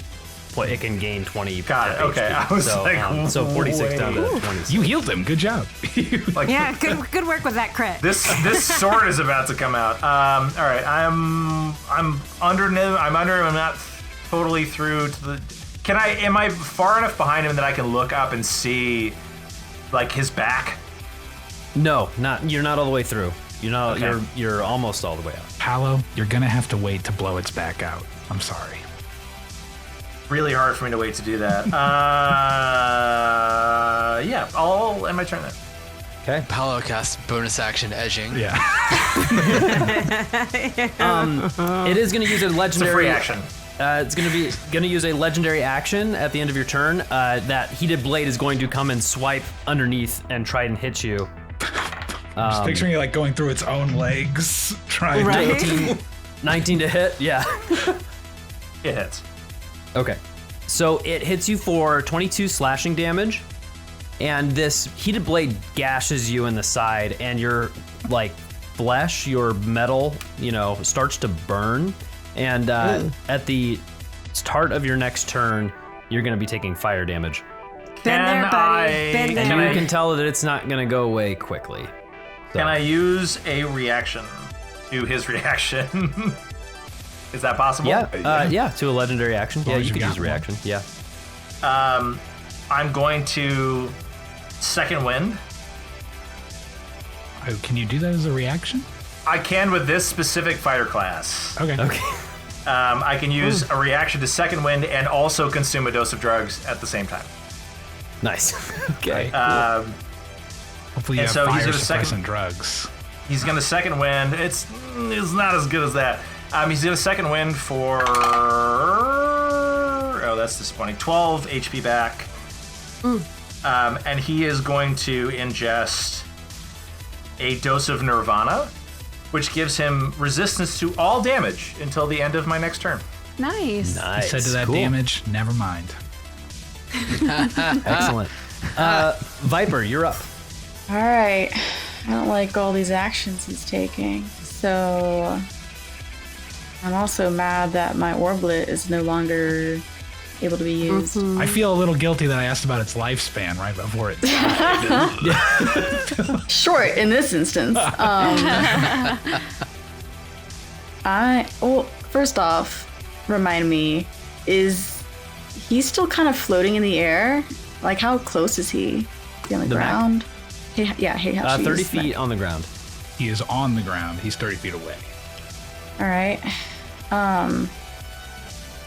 And you have 10 extra feet of movement speed as well. I'm just assuming we're all clumped up within range of my TV, but because we came out of this clown car together. Yeah. I'm going to... Don't you call Ben that. Just kind of mess with the inner workings of his mech a little bit and cast Slow. Ooh, okay. Hell yeah. Cool. Is that a saving throw? Yes, a Wisdom 15. Kyle, do the dice thing that you do. That's not like Becca. Legendary resistance. No! Stop it! But he does fail. We're getting through him. We gotta burn him. That's a good thing. Gotta get rid of him. All right. How many does he have, Kyle? Just like out of curiosity. That'd be interesting if I. Wouldn't you like to know? Did you see it real quick? Anything else for your turn, Vyper? That was your action to cast a spell. Is there firearm devices on this guy? On it? Yeah, he's firing rockets. I don't know if what that's considered. Any kind of firearm device. Not that you can see. Can I tell if... Yeah, I was like, Not that you can see. Don't like that. I hate that. I don't want to waste not doing any actions, so I'm going to use Jam just in case. Is that so the action was the spell that you did. Is Jam a bonus action? So yes, Jam is a bonus action and it is a program that I have. It says, bonus action, you can cause a firearm within 60 feet of you that you can see to malfunction. When a creature makes an attack with that firearm within 1 minute, the creature must roll a d8 and subtract the number rolled from the attack roll. If the creature is holding the firearm, it makes an intelligence saving throw. On a successful save, the firearm is unaffected. So if he had a firearm and if he tried to use it, this would happen. You cast a spell. I'm not sure if it did anything, but you... Does a firearm include a sword, an arm that shot out a fiery sword? That's a firearm. Yeah, it's a fire an arm of fire, Kyle. So technically...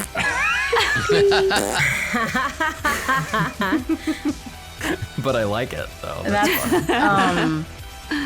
okay. I want to use my movement, too. I want to back up.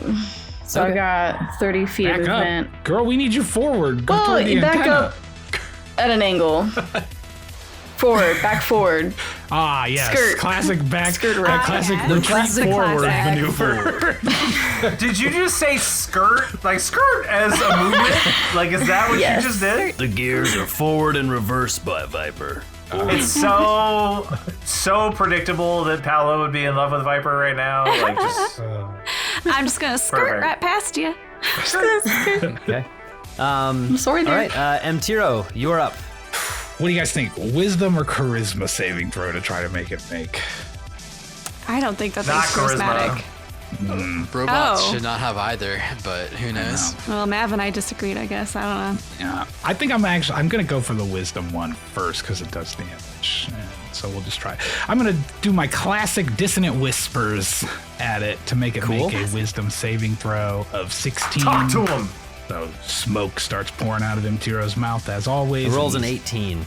Well, I'm gonna use silvery barbs on its successful saving throw, which you can do, and give advantage to who's coming up after me.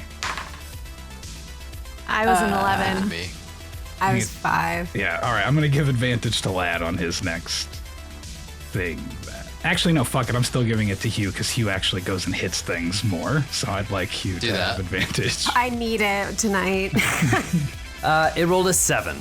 All right, so it On fails. So it has to now use its movement speed to react to move away from us.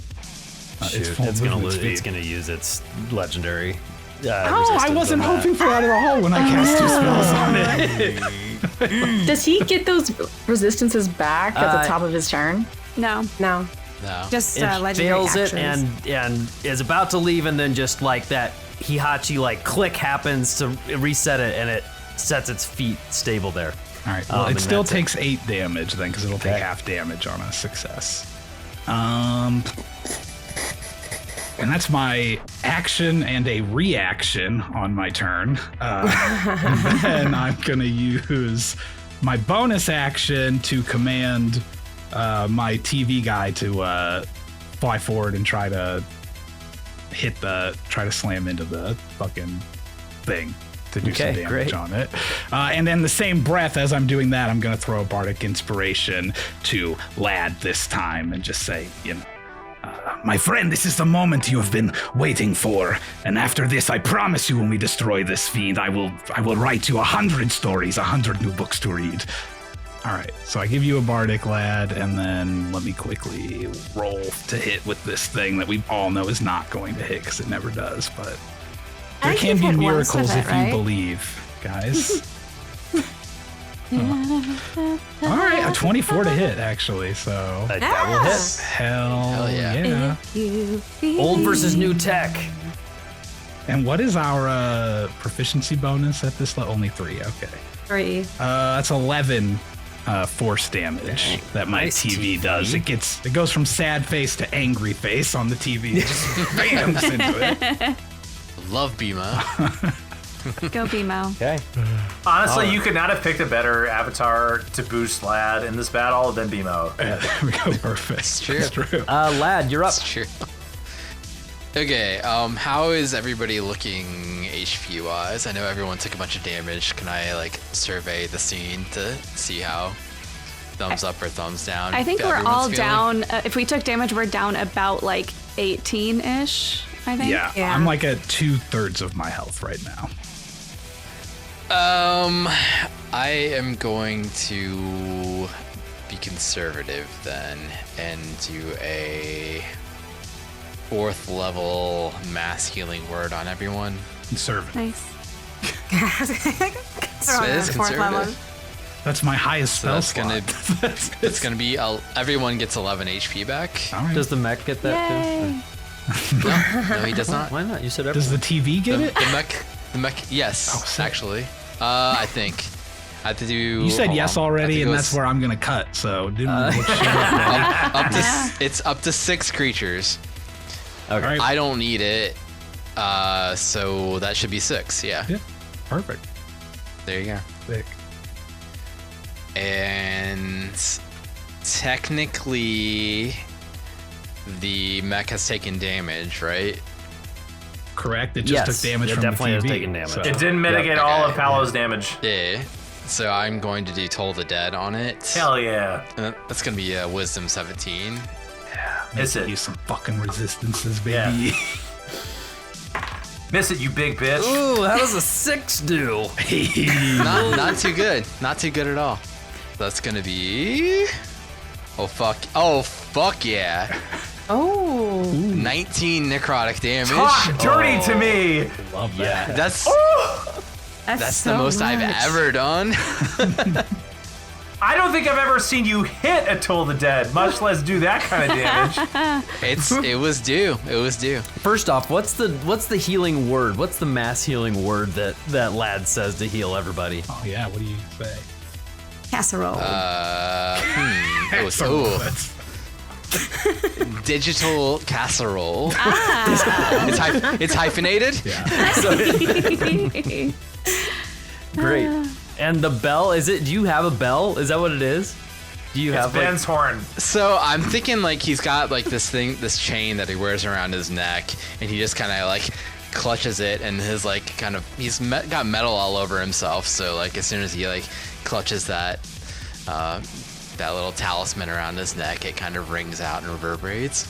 Cool. That Toll of the Dead hits it, and you can just see it like hits him hard, and you can see like some of the metal just start to like decompose a little bit and rust on the side of its face. Oh yeah. Anything else for your turn? That's the best turn lads ever have. Adam, I'm gonna end it there. Amazing. Namby, you are up. Your cleric friend just did a lot. Yes. Yeah, Go no Cleric. pressure. Live up to it. Okay. Is everybody still within 30 feet of me? Like, I'm You not. can make it who that has way. not You can make Paolo? it that way by moving a little bit. Yes, Okay. I guess if you move like 10 feet forward. Yeah. I love all of my AI achievement cohorts, but I am going to cast, or not cast because it's not a spell. I'm going to use my emboldening bond feature for myself, Imtiro, and Hugh. So I just need to be within 30 feet of both of them. Will you remind us like what all of that Yeah, unlocks? please. Absolutely, I will.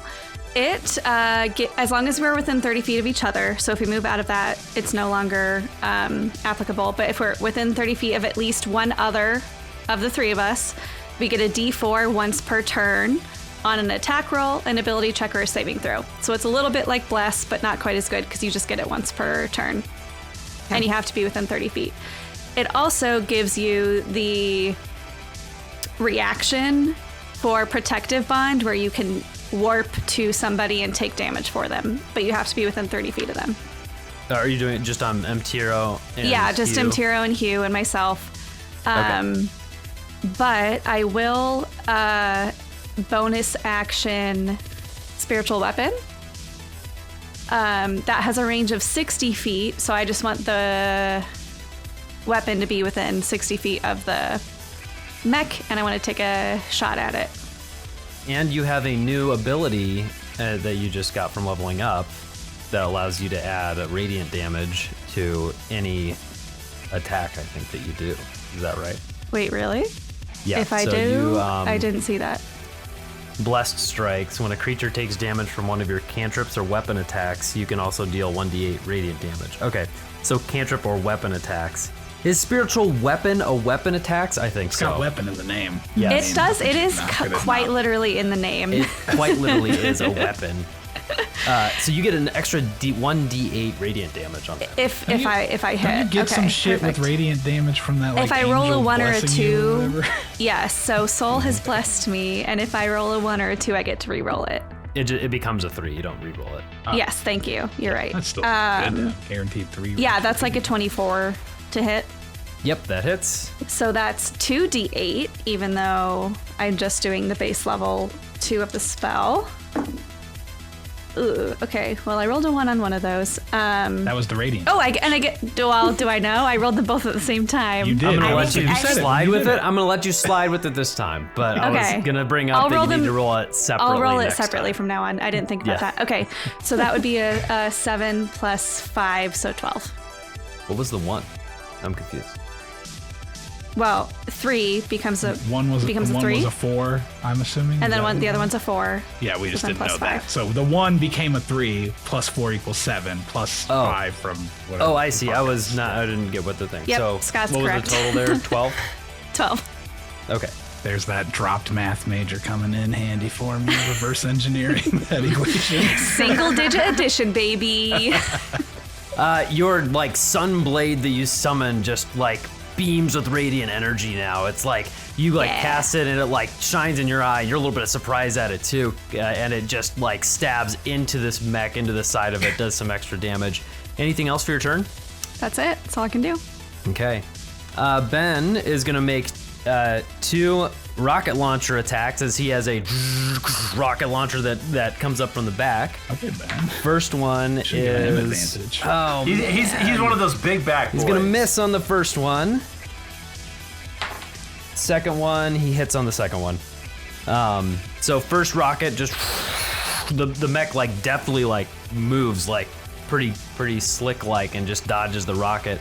The second one is going to hit in the side of the mech for 13 piercing plus 6 thunder, so 19 damage.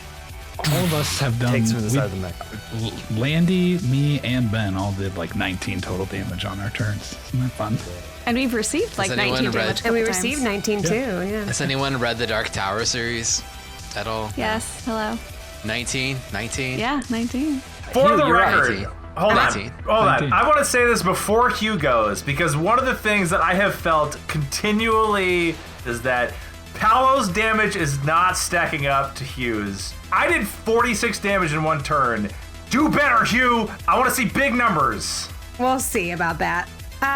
The first thing I'm going to do is summon my journal again because You should also regenerate some health as well. Should do that. Thank you. All right, so I got 2 health back. I didn't roll the greatest on there. I guess I didn't roll horrible. Then I'm going to activate my journal again, swipe my screwdriver hand against my journal. And this time I rolled a 4, which the ink pulls out and forms kind of like a short, stocky, kind of pasty-looking Durger. Who's facing the wrong way because he can't see shit. Yes. And it's Malter. You're summoning all the old men. It was Spike and now it's Malter. It's because It's a crossbow too. They're both using a heavy crossbow. Yeah, he does have a crossbow. So, like, Scott drops into it so easily. Like, he just slips into the character immediately. Malter is just It's also- me. Malter's just when I'm not turning on my energy. 90% of the people that Becca has rolled have been Scott's characters Well, he also. is more. I'm a fourth of he's the on- characters on the sheet. Yeah. So it's All right. That's fair. So I'm going to separate out. So I'm going to take 3 attacks total, but I'm going to separate out the first one because I have advantage still from Silver Barbs, right? On the Yes. first attack only? yes, you do. Yes, only on the first. Oh, thank God for advantage. What is up with these dice? Okay, so with advantage, that is going to be a 22. Yep. And then I think I might you sit there for a second. I'm going to switch to this guy. Okay, there we go. Second attack is a 26. And then third attack is a dirty 20. It's just never lower than a 20. Doesn't Well, she have used advantage on one, Kyle. What do you want from her? The first one would have been like a 4 for like a 13. So Yeah, well, it thankfully wasn't, I had Becca. advantage. So Would But it not. wasn't. But it wasn't. Amazing. Okay. And you get the And extra then- D6 of cold damage. Yeah. But is that on all of them or only the 2 that I you just do? checked the text and it's on each attack. Yeah. oh, nice. But even the ones that originate from your echo, because your third attack doesn't come from you. I don't know. I guess I don't fucking. But the wording is that it's my attack through it. So Okay. Yeah. It's just a Yeah. conduit, It's, essentially. I had to reason through that myself, and that's the conclusion I came to, is that it was going to be allowed. I don't fucking understand. All right, don't lean into Malter too much, Scott, all right? I don't like it. All right. I did do better than Paolo. 58 damage. God damn it. Yes. I mean, whoa, we're all shocked. See, it worked. It worked. Even Malter saw that coming. 58 Let's damage. be Holy honest. crap. Nuts. That is nuts. Nuts. Oh, nuts. It's like when all of us attack, it's like that Invincible meme where Omni-Man is like, look what they need to mimic a fraction of my power. That's Becca's attack. Paolo had to consume 2.5 drugs and fire twice in order to do 1 times of Becca damage. I don't know if this is a good choice or bad choice, but I'm going to do it anyways, and I'm going to action surge and take 3 additional attacks. Do it again. Don't forget about your emboldened bond if you need it. Oh, yeah, that's the 1d4, right? Extra on one D4, of them? on one of them. Nice. On one, if you need it. If you need it, Becca. Okay. Well, I would have potentially on that first one. But I won't be needing it on these ones. 21, 22, and 27. Yep. Yep. That'll do it. Are you big right now when you're doing these attacks? Did you grow? Did you grow to your full height? She doesn't I'm just actually my full like That's not a height. thing. Yeah, it's more emotionally growing to my full height. Hey, Kyle, can I have Valley Jack's ability to grow in stats? No. I've given you an extra dice to roll on every hit. I was going to say, Kyle is sitting there like, I don't know why you do it. You give Becca more damage. I just don't even understand what you're thinking. You're like, oh, well, Becca doesn't do enough damage. Let me just go She ahead. definitely needs more. My hands are tied. That's a blood rune that she can activate because her blood is similar to River's. It's just, my hands are tied. I have a sister. Why isn't she giving me? Yeah. Imtiro has the Eladrin blood of his father, but he can't get the damaging feature on the teleport. Come on. Your hands are tied, 52 Kyle. damage. Maybe not yet. Maybe if you get some more practice with it, you'll be able to. you said 104, get more. 106 damage What was the damage? in Yeah. 1 round? It's 52 for that one. So yes, I did. I We did love that. 110. Is that right? 110. That's right. Wow. What's Look, a in the long years Paolo has been learning to become a leader, he learned how to motivate people properly, and he apparently motivated Hugh properly there. Well, Yeah. I think we all know it was me who motivated my fierce Hugh. We're just going to get into like a emboldened pissing him. contest of who's more I feel very emboldened, motivational. very motivated. At this point, Hugh, you slam into this with Bone Crusher and your Echo, and it takes all that damage. It's taken a total of 207 damage so far. It's not looking great. Okay. That's all I can do. I think because Okay. it's bonus action. Oh, that's it? Action. Kind of a shitty turn. I mean, Kind of a Can't do more than that. Only that? yeah. Question: where is everyone? I'm just next to, I didn't move, so I'm just next to Ben. You are Same. slamming into it next to the TV and next to Namby's sword, which is sunk into the side of the mech at this point. Her Okay. bonus action sword. Paolo is underneath, underneath the mech fighting it. And how far from like Namby and Mtiro am I? I'm within 30 feet, right? Yeah, Okay. 25 Well- technically. It's just important for me to say that the TV looks at you and its little antenna arm holds it out and then it extends a thumb up like the top of an antenna extends great. to That's you. what motivates me. But it could be a middle finger for all you know. It's just one finger. But he's smiling while he does it, so that's how you know it's a thumbs up. But I. Just a cheeky Just make middle his finger. face wink. That's way clearer. Yeah, exactly. All right, yeah, but it's All like right, a that really is what I- shitty, all I like can it's do. an NES game wink. Yeah. You know, it's like just 2-frame animation. It's Dies, just leaves. It dies. It gives up. It rolls Besides, over and it's shows not its worth soft it. underbelly. I'm all up in its soft underbelly right now. Oh. it is going to And it's soft taint. I mean, No. Stop from with its that. like shoulder. You see this like barrel rise up and like slam down, kind of like right, well, Kitty's gun jam definitely worked, guys. So this Yes. as this we're huge saved. this Gauss cannon thing it has on its shoulder. Huge firearm, would you say? Yeah, but would you call it a firearm? Darned, it doesn't have to make an attack roll with it, so her jam doesn't affect it, because that's how it works. And so this massive Gauss cannon can shoot in a single line. It's only going to be able to hit Hugh and Ben on the same hit with this. And so Hugh, you need to make a dexterity saving throw. Okay. Even with emboldening bond, that is a 7. Shit. Okay, so you and Ben, this cannon clicks into place, fires off this beam of energy in this 2,000-foot line that is 10 feet wide, and it hits you and Ben for 58 points of damage. Okay. Well, that's fair play. That's force damage. Did you just pick that out of out of the thin air? Hey, 58. That number sounds familiar.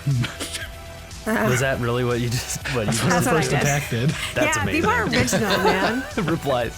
And that is its main turn. It gets to make a bonus attack with the missiles that are still swarming all around you. It gets to make one missile attack. It is going to be a random roll between the. You said Attack how many? Me, you coward. How many of there are you? 8 or? If you count the TV, then there are 8 of us. Yes. Well, 9 if you count Malter. And Malter, yeah. Paolo's 1, Vyper 2, Mtiro 3, TV 4, Lad 5, Namby 6, Ben 7, Hugh 8, Malter 9. I'm rolling a D10. If it rolls a 10, it's gonna miss all of you. So that's what we're gonna roll. That missile's gonna go wild. And I'm gonna do a tavern roll. I'm gonna roll it on the table here. Hell yeah! Let's do it. You hit the camera. Yep, I hit the camera. Nice. Is it? I think it's gonna get stuck in there, so I'm just gonna throw it. Oh, it didn't even go in. Good. Oh, Let's go. Let's fucking go, baby! The dice missile tower, swerves dice all tower. the way through you, and it's gets confused and just goes up and poof, pops in the air. Oh, like a fireball. Unbelievable. Why Why do I make my own rules like that sometimes? Perfect, amazing. You could have just said a 10 would be a reroll. Yeah, you could have. No, Kyle likes to set himself up to just fucking dud. Dice Tower, I just the gotta MVP do it to myself, for you real. know? I just gotta do it to it's myself. like a not one. Yeah, exactly. Yeah. I was so ready for it to be Malter and him just to be not phased, staring out directly at it as it slams into him unaware. That's its turn. Paolo, you're up. So Paolo is going to continue moving past this mech. I want to get 30 feet away from it. Hopefully that gives me a vantage point on not only its back, but what's around us. I know we're in front of this installation. Are there emplacements? Are there gates? Is there anything between me and the satellite that... The antenna is there's nothing really between. There's nothing guarding it. The things that were guarding it were the sentries that you guys busted through. As you leave his range, he is going to use his reaction to use the heated blade attack. And you need to take some fire damage at the beginning of this turn, which you have resistance to, because you have resistance to everything right now from the drugs you took. 18 fire damage down to 9. Okay. Is what you take as you are burning and run away from the mech. It does make an opportunity attack on you, using its reaction for a 19 to hit. That will hit. And that's going to be 24 slashing damage. Paolo used to being the sponge. Soak up damage. Gets hit, keeps on going. He's going to spin around. He's going to get 30 feet away from its back. Is it still facing away from him? Well, it turned to hit you, so it's its face toward you now. Okay. You were able to get, as you got behind it and looked up to see what it looked like back there, it just looked like all these little missile silo holes that are, where the missiles had come out, and they're still steaming from when they had come exited out the body. If that's what you're looking for. But it does whip around to make that heated blade attack on you. Fair enough. Paolo's going to turn. He's going to drop to one knee. He's going to keep the auto fire selector on his SMG, and he's going to fire 4 times and just try to pump as many bullets into this thing as he can. So I'm going to fire all of these at disadvantage because it's an auto and he gets 2 attacks. Okay. Well, one of them was a nat 1, so does an 8 hit? 8 does not hit. 15. 15 misses. Okay. Armor's thick. Yuck. Another 15. Come on, Paolo. And a 19. Okay. 19 will hit. Okay, all right. So he's going to get a little damage in. That was a really good roll. That was also a really good roll. 11 plus 5. 16 piercing damage. Excellent. You fire that gun into it, like fire it into one of its legs, and it just like, it's losing function at this point. It is looking so bad. Auto action surge. No, we'll keep it. We may need it. We've got enough people to handle this. Okay. So Paolo, like, you could see his like blood surging forward. He's like, "Oh, finish it." But he lets it subside and he'll end his turn. Okay. That's a legendary action that it's going to use. And it is going to use it on someone it has reach on with its heated blade. It's not going to go after the sword or for the TV. It'll go for Hugh on this. So that blade is going to slash into you, Hugh, for 23 points of slashing damage. And then that searing pain, that fire is you're going to take fire damage. I'm going to emboldening bond swap damage. with you. I'm going to take the damage instead. No. I have fire resistance. You're fire weak. If you're on fire, that's worse. Okay. So you're able to teleport within 5 feet of Hugh. And Mtiro, you're going to take that 23 points of slashing damage and then 15 points of fire damage. Half to 7. Can't fight too hard because that would have also knocked me out of my regeneration and prevented it. So You just thank took a you, huge Mtiro. fucking hit, so I don't want you to be on fire too. Yeah. The fire would have fucked me. Yeah. That blade was heading straight toward you, and then Mtiro is just there and takes the hit from the sword before it hits you, Hugh. And that's its legendary action. Vyper, you're up. Mtiro, what are you at? I'm fine. 23. Okay. Oh God. 23. You're basically. What is the size of this mech? Like Huge. creature. Huge. Huge. Is that like just Huge. one above a large creature? Yeah. Okay. So as Vyper is like skirting around, preparing her next action, she's yelling out, "This one counts as 2!" It's looking pretty weak at this point. It's looking like it doesn't have very much function out of one leg. Has taken a lot of hits. I'm gonna use elemental emitter, tier 2. It's gonna be thunder damage.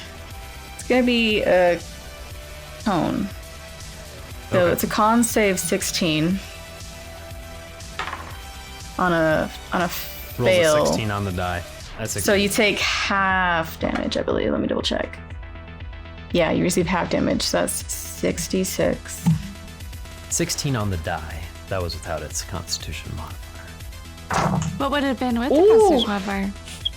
I don't know if I need to disclose that information. I think maybe you should. I think you should. You know, for the listeners. Just It would be interesting for everybody. Okay, everybody They would plug your like to ears. know. Everybody plug Kyle, as your attorney, I would advise you to Pinky take promise to deafen, guys. Pinky promise. Pinky Okay. promise to mute me Ears right plugged. Okay. Just go ahead. You're all good? Go, you What? have the I go. can't hear you. You have a go ahead? Go ahead. Have you said it yet? Guys, is it good to talk now? Wait. So it's 22 thunder, and then halved is 11 11 damage. Okay. Good damage. So that's You an action. you use that elemental emitter. It hits it in the other leg and like is going down to like both knees at this point. Looks real bad. Anything else for your turn? And I'm gonna continue moving my 30 feet. I'm trying to stay with the outside of its range, but I'm also trying to cut corners a little bit to get where I'm going a little quicker with my 30 feet. Okay, like get around the side of it. Yeah. I think, is that anything else for your turn, Vyper? Negative. Okay. Mtiro, you're up. Cool. This mech is down on both knees. There's better things than Tiro clinging could on do to with life. there's better things I could do with my turn, I'm sure, but just because it flame bladed me, I really want to try to flame blade it back. Okay. So I'm gonna shoot out my own fucking fire sword arm and try to hack at it right now. And I'm sure just like every time I've cast the spell, it's going to hit and it's gonna work. Go well. It's gonna hit.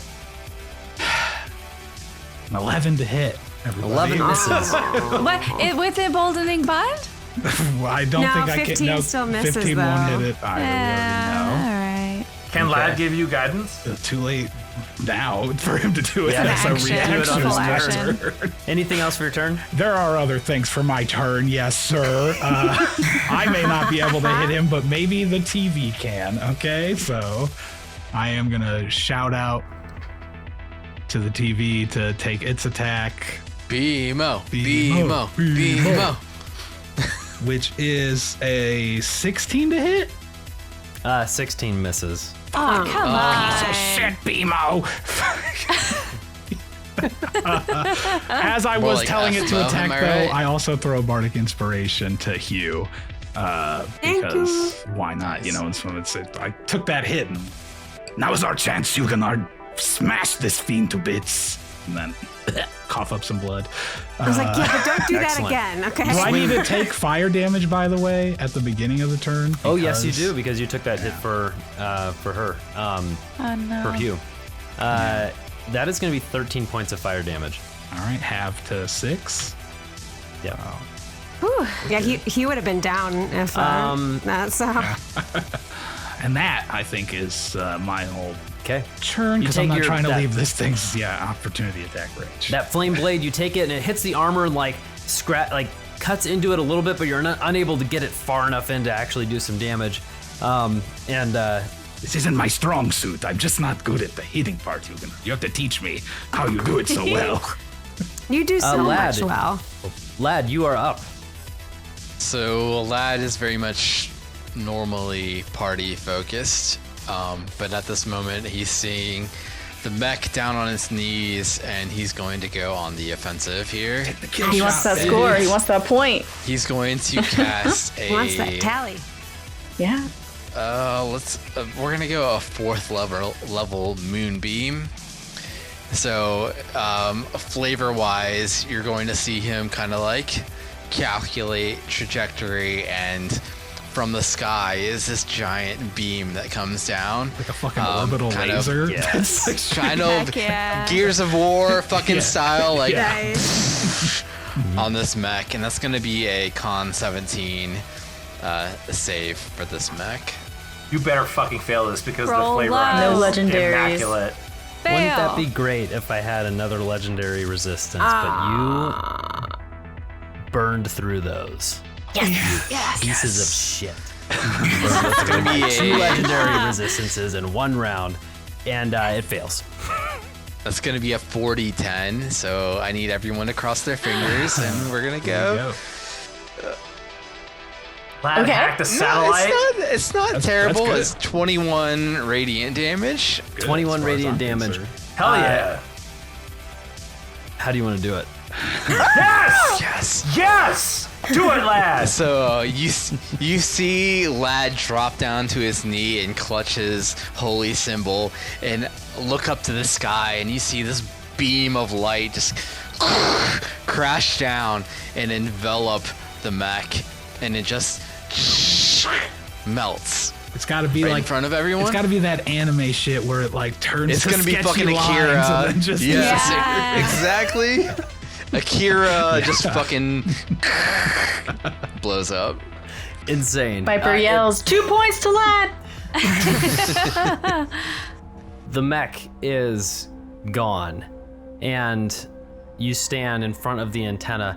The entire world is fighting around you, and then you hear Heihatchi's voice from all around you, coming from all the mechanical devices around, all the AI that are on his side.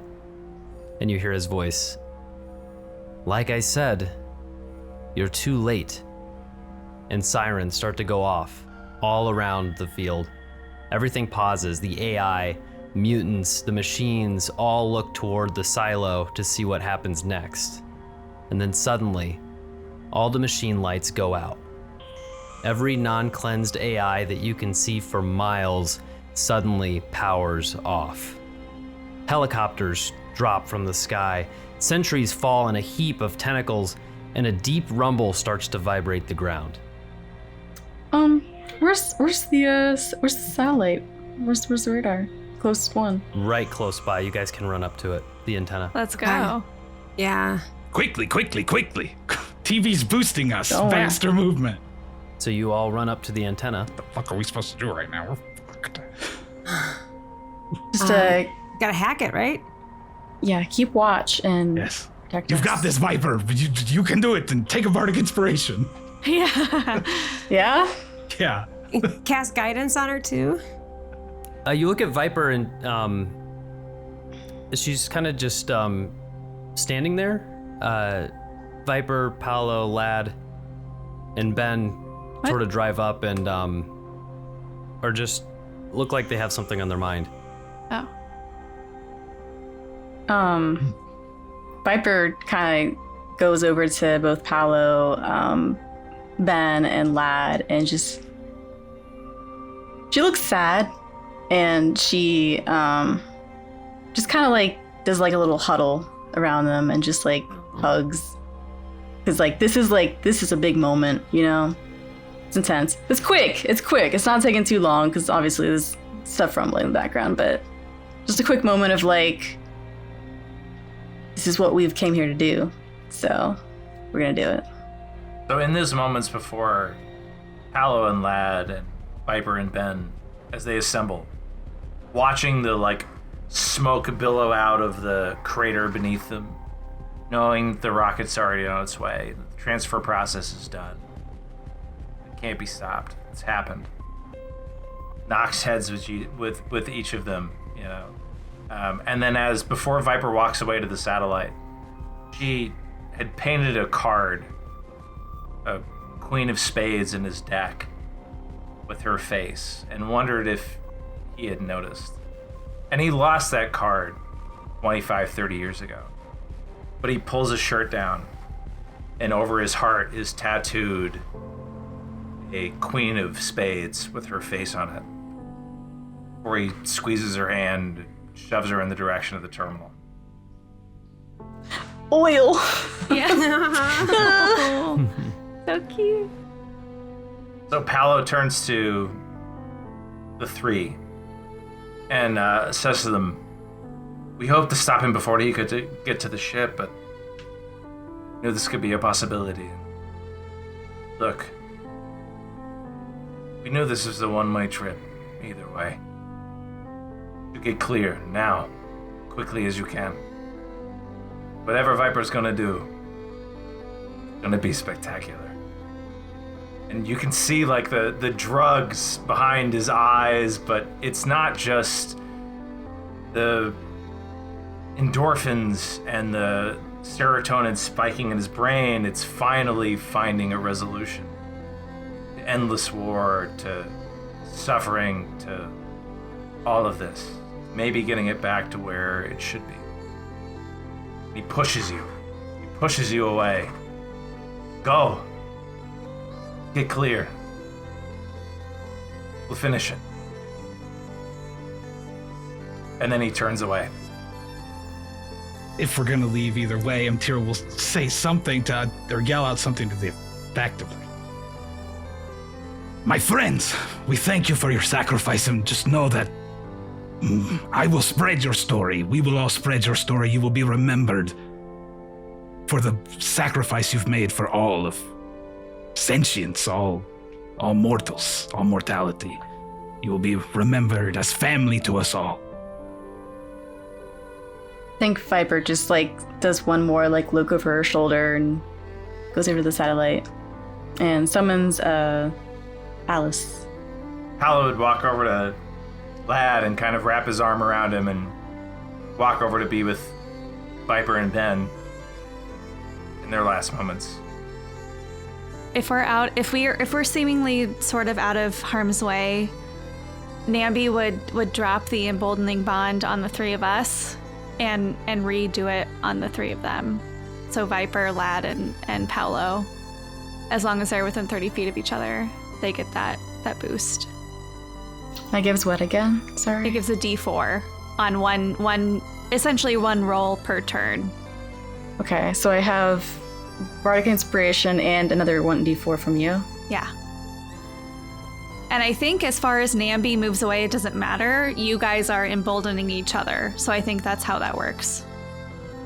If Lad has the opportunity, I'd also like to do the Circle of Power, which would emanate from Lad around everyone, which would be advantage on saving throws against spells, magical effects, etc. to bolster whatever happens. I think right before he leaves, evidently, Hugh kind of looks at them so sadly. Sorry. Thank you. Don't be sorry, Hugh. You'll find us in the stories. Bye, friends. Namby, Hugh, and Mtiro step back away from your AI friends. They move forward and each kind of place a hand on each other. Paolo places a hand on Ben, one hand on Ben, one hand on Lad. Lad puts one hand on Vyper. And Vyper, with all those bonuses, go ahead and roll an Arcana.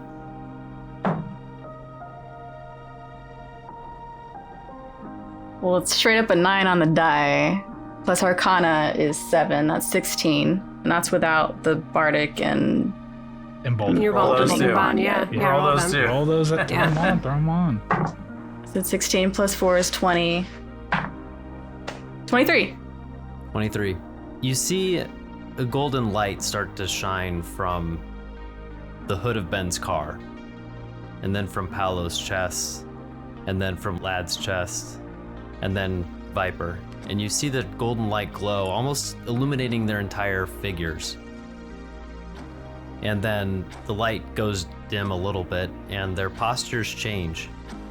And it almost looks like they are not themselves anymore. And Vyper looks back to you and with the voice of Alice says, "Thank you." And they walk towards the antenna and place their hands upon it. And you hear from all around you, the AI machines awaken. Across the grassy plain, you see machines stand up, each shining a golden light from their eyes and chests. Suddenly the ground starts to shake, and the sound of a rocket igniting overtakes the land. From the silo, a city-sized rocket rises up, its shape reminiscent of a blade of a sword with a large glowing red orb at the side of its hilt. It rises slowly in the air, and the AI, with their golden eyes, look toward it and train their guns. And then every machine, from the ground troops to the flying helicopters and planes above to the ships on the nearby sea, turn their weapons toward the rocket, toward Heihatchi, and in a spectacular display, fire their weapons. The sound from hundreds of thousands of guns, artillery, railguns, etc. overtakes the sound of the rocket. The sky is blanketed in bullets, and the rocket becomes a beacon of light as explosions riddle its sides. It continues to fly upward until suddenly its rocket sputters and fails, and for a brief moment the rocket is suspended in the air, and then it falls, hitting the ground, causing a massive shockwave that takes you all down to the ground, and dust covers the landscape. As the dust clears, you hear cheering from all around you. The ship in the distance laying in the ground, its massive red orb sitting on top of the wreck, now sporting a massive crack down the middle, and the orb is dark. The golden glow from the eyes of the AI around you softly go out, and the machines start to move independently, inquisitively, looking at their own tentacled arms, looking to each other. You can sense a curiosity to them now. And you are standing fairly alone in this battlefield as the cheering continues. And the battle is over. There's no more gunfire. Do we do it? I don't understand what's happening.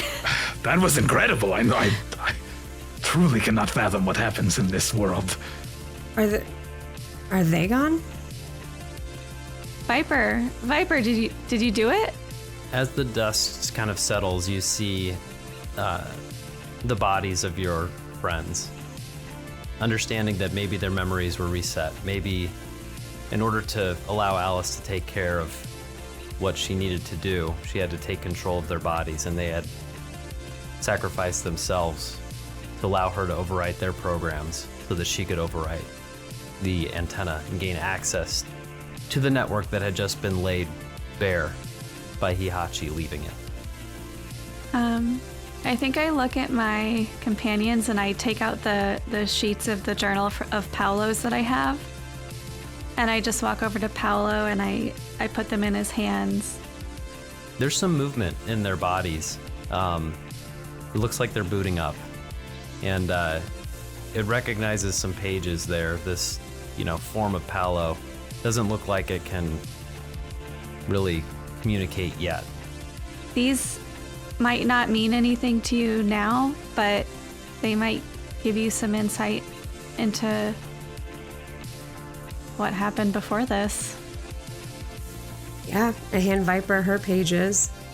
You had drawn that first night, however many nights ago that was now, I don't even know, 3, 4, had drawn a picture of the crew. And I think he tears that out of his journal and he leaves it with Lad so that maybe he can kind of at least try to remember what it was. And I give Lad his pages too. And I just say, let's hope your thumb is greener this time. In the distance from where the ship had crashed, you see dust flying up behind a car racing toward you. As it gets closer, you recognize a Prius. It drives up and stops 30 feet away. The car door opens, and out of it steps Paolo, Lad, Vyper, Dasher, Toad, What? Ella McCoy, I don't like this. L10, Namby, but different version, dirty, fatigued, wearing cracked armor. Like when two people pick the same character in a fighting game. Oh. Hugh steps out as well, looking angry and threatening, scars on his chest. And Mtiro steps out, cold, eyes downcast. These simulacrums stand in a line with the Prius, 30 feet away from you, in silence. And then Lad opens his mouth. Is it worth it? Is what worth it? The Hugh simulacrum roars in anger with its powerful, intimidating troll voice, baring its sharp teeth. Hugh, did you like how that felt? Showing your teeth? Showing your true nature? You're so much like your dad, but your mother's in there too. Are you embarrassed of her? Of that part of you? Ella McCoy starts to speak. Mtiro, you look empty inside. Like a candle without a wick. You've been playing a character your whole life, only to find out that character ain't true. You've been acting like you don't care that your father abandoned you. Then it turns out it's not just your father that abandoned you, it was your mother too. But I know that's not what really gets to you. How does it feel, knowing your human mother was lying to you your whole life? Do you think she was protecting your feelings? Or do you think she was protecting hers? Vyper starts to speak. Namby, you are insignificant. In this story, and in every possible version of your own. I don't have anything to say to you. Lad says, You think you can kill me? You can, but I'll keep coming back. And we'll do this over and over and over again until I win. And so I ask again, is it worth it? Are you happy with who you're going to become? Because I will break you, and you won't be able to recognize yourself when I'm through. You do not get to write our story. And then I put my arms around Namby and Mtiro. And so we will fight you again and again. And we will win because it is our story, not yours. No, we do not fear you, you pathetic facsimile. All you can do is attempt to mimic the power that we hold inside. You have nothing to offer of your own. You are soulless. You don't get to call me insignificant. You had to go into other people's stories and change them to make yourself powerful. And I'm writing my own story right now. And I'm gonna work with my friends right now to take you down. So call me insignificant if you want, but just see what we're ready to do. So be it. Namby starts to cast a spell. Roll initiative. Confusing. I'm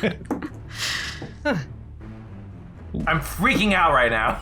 You're freaking out.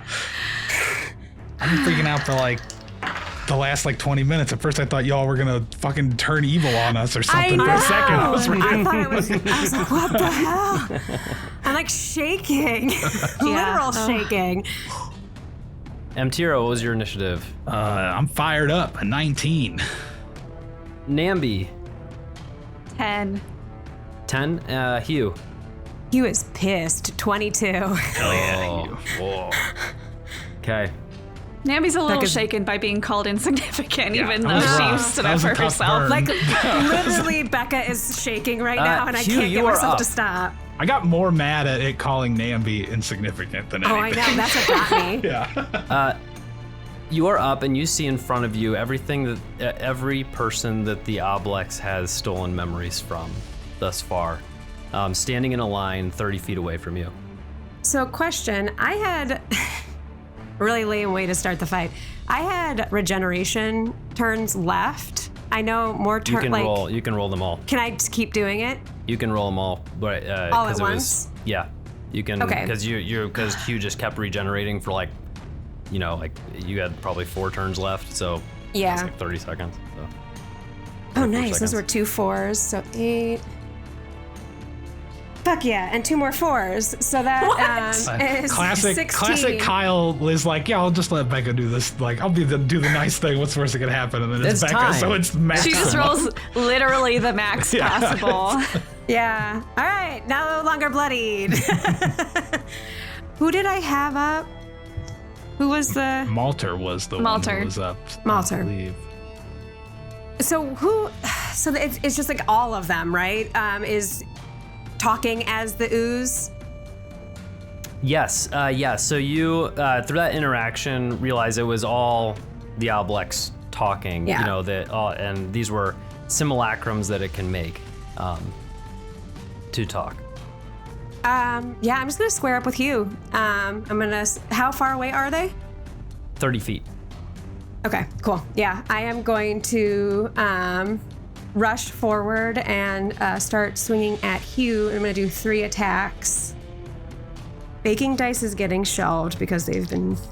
Not the baking dice. They've been so great historically. I know. This game, they've only rolled 1s and 2s. But not these babies. Hello. So on the dice, that's a 17, 18, and a 19. So that becomes a 26, 27, and a 28 to hit on Hugh. Okay. On one of those, it is going to use a reaction called Distracting Impersonation, and the Hugh is going to scream at you, and you're going to have to re-roll one of those. Okay. And take the lower. Okay. The new one is a 21 to hit. Okay. Still hits. Oh, Hugh. Why do we play these games? Sure, give me disadvantage. Let's waste everyone's time, Kyle.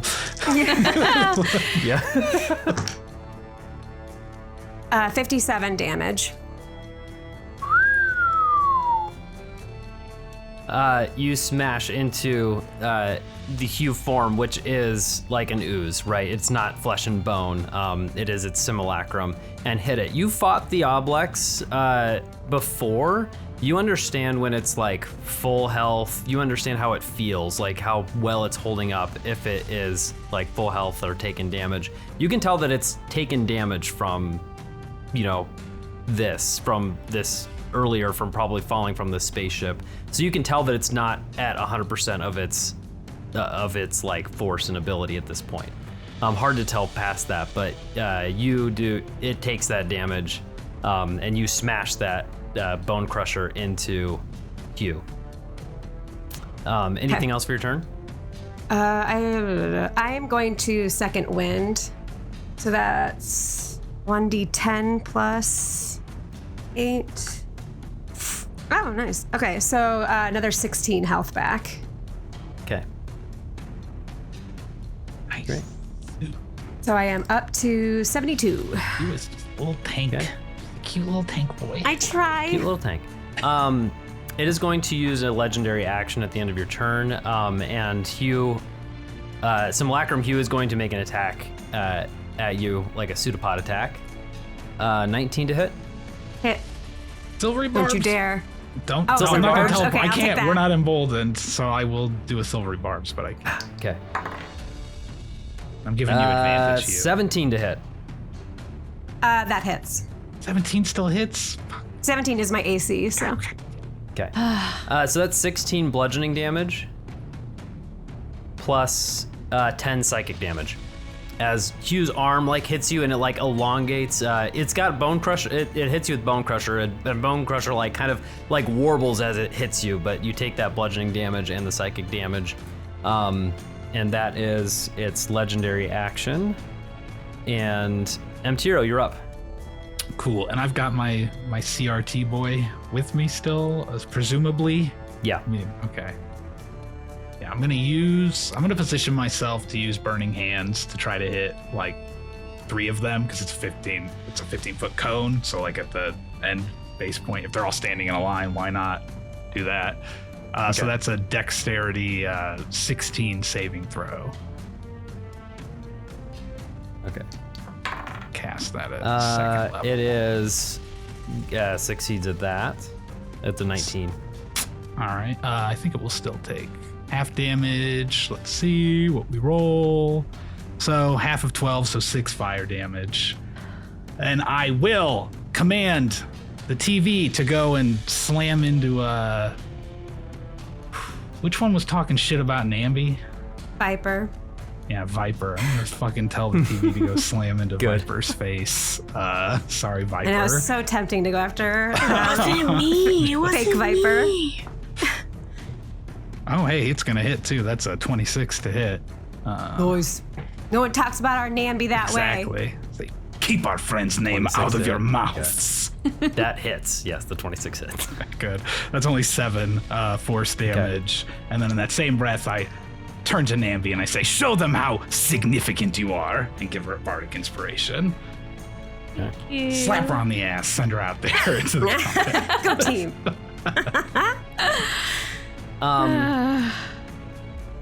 Oblex's turn is up, and Namby casts a spell, and you see a portal open, red portal, similar to what you've seen before.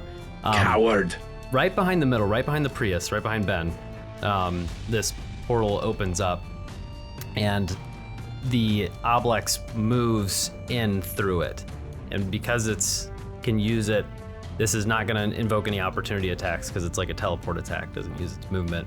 But gets into the portal, and Namby, behind you, you hear the portal open, and it steps out, and suddenly you are surrounded by all of these simulacrums. Oh, no. Amtira, you were next to her, but I don't think you were, were you standing right next to her? I mean, I think so. I wouldn't have. Yeah, I just put my arm around him. Just do a quick. I want to see a strength save to see if you can stay next to her. Okay. I'm really good at these guys. -1 on this bad boy, so let's see. Come on. Here we go. Here we go. Come on, friends. I rolled a 2 for a 1. No, a dirty You one. get pushed away, so you're not Dirty one. standing next to her, and the simulacrums are between you. And Namby, you are completely surrounded by the simulacrums at this point. They'll never come between us in spirit, Namby. Not in spirit. Not in spirit, baby. Right here. And they are going to make 2 pseudopod attacks on you. Okay. The first one's a nat 20. Silvery barbs. Okay. That's my last one, so. Still, the 19 to hit is with the silver bar. Boys, it's not. Yeah, exactly. That's Gotta do it Not on a a crit. crit. I mean, 17 points of bludgeoning damage. Okay. and I give advantage to you, Namby, Thank you. because he already has it. Plus 13 points of psychic damage. Okay. Second one is only going to be a 14 to hit. No. Okay, misses. And you are completely surrounded by Namby, Hugh, Mtiro, Toad. The Prius is there, all surrounding you. It is your turn. Wow. Since they're all surrounding me, sounds like a great time to cast Spirit Guardians. Everybody loves it. Yeah. So I do that. So if they start their turn within 15 feet of me, they're going to take some freaking radiant damage, Kyle. Okay. You're pretty bad at rolling radiant damage, right? Pretty bad at it. I would have liked to emboldened us, but that's an action. I can bonus action rabbit hop to not be in the middle of them because that makes me not receive opportunity attacks. I'd like to keep as many of them in my 15-foot radius as possible so they take my radiant damage, but I would love to not be surrounded by them. Do you have You vertical? can do that. Yes, you can do that. You can get out of the middle of them. Yeah, I want them in my radiant 15 foot, but I want to be outside like the circle essentially that they put around me. Okay. And that's my action bonus action, so that's Namby's turn. Okay. It is going to use a legendary action Okay. to hit you with a pseudopod attack. Okay. 15 to hit. No. And Just no. No, it's my AC is an 18, so Hugh, no. you're up. Yeah, there's no. Yeah, I'm glad you're not in the middle of the circle anymore because that. Yeah, Bad freaked, news. that freaked Hugh the shit out. that was real bad you- news bears for me. Yeah. Didn't like it. Is your Spirit Guardians only enemies that take the damage, or Yes, anyone I within choose it? who takes You can it. choose, I choose yep. who takes it. So you Cool. can come. And they have half speed while in the 15-foot radius, if that makes any difference. And they have 10 feet less of movement speed because if they're Because of the within 10 TV? feet of my TV, which they are. So their Okay. movement's bad. I'm gonna rush forward and try 3 attacks again. Hurt so good. Do you want me, Come on, Kyle? Are you gonna do a make it reaction hurt. thing? Should I roll one of them separately? No, because I want to see if you crit and then react to that one. Smart. When Becca's rolling, smart. Yeah. Yeah. I'm gonna wait Well for played, you sir. to crit is the right way to say it. Yeah. You're not going to be waiting for Son long. of a bitch! I crit on one of them, so you're gonna it use your is. damn reaction. Distracting Fine. impersonation. Fine. Well, how about another crit? Is that gonna work? Did you really? Yes. Green dice. Unbelievable. It's So a that's a nat goat. Bro, go. So wait, so the nat 20? You re-rolled and it was a nat 20? Yep. Oh my gosh. The Oh other my 2 goodness. are 16 on the die, so they become 2 25s and a 29 to hit. Listen, I give my monster, my big boss monster here, I give him a little silvery barbs move he gets to use with this. You know, that's his distracting impersonation. That's what that ability is. And you still beat Yeah. it. Yeah, sure did. I just like to ask on the record if the distracting impersonation is Kyle's Adele impersonation, because that's what I'm imagining. It's distractingly good. So good. 64 damage. Oh, gosh. Nintendo 64. You rip into it, and this you can tell that it's getting weaker and weaker. Gas. Hard to tell. It's hard to tell how much health it has left. It has. But you can tell that you can look around at the simulacrums, and they are losing some of their image. They're not looking quite perfect anymore. Okay. And you can tell that your hits are hitting very hard on it. Bone Crusher hits, smacks Hugh in the chest, and it like hits, and that cold damage, freezes a little bit of it, does, some damage there. None of the types of damage are doing more than any of the others. Okay. Anything else for your turn? Is there space where I can scoot my way in between Namby and them just to like take the hits? Or actually, wait, no, M-Tier is probably lower. I'm gonna try to do that. I just wanna kind of like, be in between a little bit as a meat shield. Yes. I don't know if that's possible. You don't I'm think that it's gonna to that, right? You're right. It's right next to it, so you can't like squeeze in between.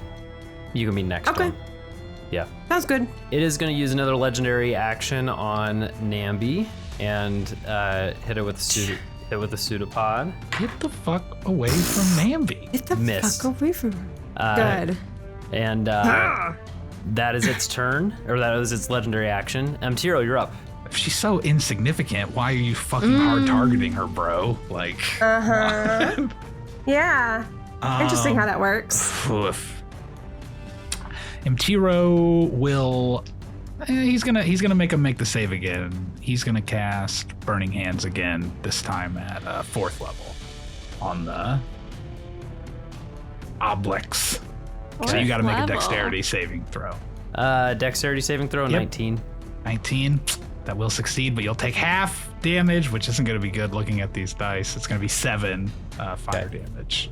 They're going to take, and then command my TV to slam into it again. Help me rid the world of this disgusting pustulence. Hey, that's pretty good. It's a 27 to hit. Nice. Okay. And it's going to do 8 force damage when it hits. And I think I can still... You don't have a bardic right now, Hugh, right? Do you? Correct, No. I do not. Well, now you do. All right, let's Thank you. finish this, Huguenot. Great. Anything else? No. Okay. The Oblex is going to take 2 pseudopod attacks on Namby. You fucking piece First of one shit. is a 21 to hit. Mm-hmm. That'll be 17 points of bludgeoning damage. Yeah. Plus 13 points of psychic damage. How's Namby looking? I have 1 hit point. It's gonna take another pseudopod attack. I will drive to your house, Kyle. We know where you live. Did you just crit on her? A You crit on her, 13. didn't you? I hit a 13 on this dice. It rolled a natural 4. It gave me a natural 4 on that one. That sure does not hit. Namby's up with 1 hit point. Those were its pseudopod attacks, and it is going to use Is it its turn? memories. Did it take its I was damage gonna say, from doesn't your... it have to Oh, take the spirit oh, yeah. guardian's At the damage? top of its Forgot. turn, it makes a wisdom save 16. Okay. Fails that. Oh yeah, Okay. that's what I like to hear. Punk ass.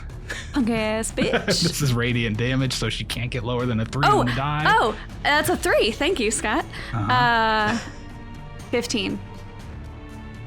Okay, it takes that. Is it like a sunlight effect that it Yeah, that hits it? it's little tiny little sunspots that are kind of like blinking in and out all around Namby in the Spirit Guardian's radius. Beautiful. Just Barely- like her. The power of the sun. barely up at this point as it takes that damage. As the Spirit Guardians hits it, you realize this all counts as one creature. It's all connected via to each other. And so this is all one creature. It's not taking that damage multiple times. Now, okay, so it takes that damage at the start of its turn, but then I took damage, so I have to make a concentration save. Okay. Yeah. Go ahead. Okay. Ooh, that's only a 7. I probably didn't save that. 7. There's no 7 won't. Yeah, 10. So Spirit Guardians are down. Okay. No. But it did take it at the start of its turn, but now they're gone. Canonically before. Yeah. Yeah, that's still good. Namby, you're at 1 health, and it made 2 pseudopod attacks on you, and now approaches you and uses an Eat Memories ability, targeting you. And you need to make a Wisdom saving throw. The DC is 20. You still have a Bardic, though, from me. I do have a Bardic. Do you have the Emboldening Bond? No, that's not. Or no, yeah. No, I don't. I have not put that up yet. It's on the others. Yeah. Oh, God. That is not going to meet a 20. Bardic. Yeah, and when you roll the Bardic, you get temporary health equal to whatever you rolled plus 5. Okay, well, I rolled a 1. So you get 6 temp HP at least. So I have 6 temp HP, but I did not meet that save. As the Red Ooze hits you, you are taken into your mind, and you are surrounded by versions of yourself, thrusting newspapers in your face. Look at this, remember this? Don't you wish you could have done this? Can't you believe you killed Tannenbaum? Killed him! You focus and try to quiet the voices. Some other pink Nambys rush in, pushing the other Nambys away. She's a good person, she saved her friends, she saved Tannenbaum, she wants to save the machines and the mutants. And it's working until a Namby with a megaphone bellows over the crowd. Extra, extra, read all about it! And your heart drops as she brings forward and opens up an old newspaper you've read many times before. She opens it up and suddenly you're in a memory. You're at the university, your first year, and you haven't made friends yet. It's been a few weeks.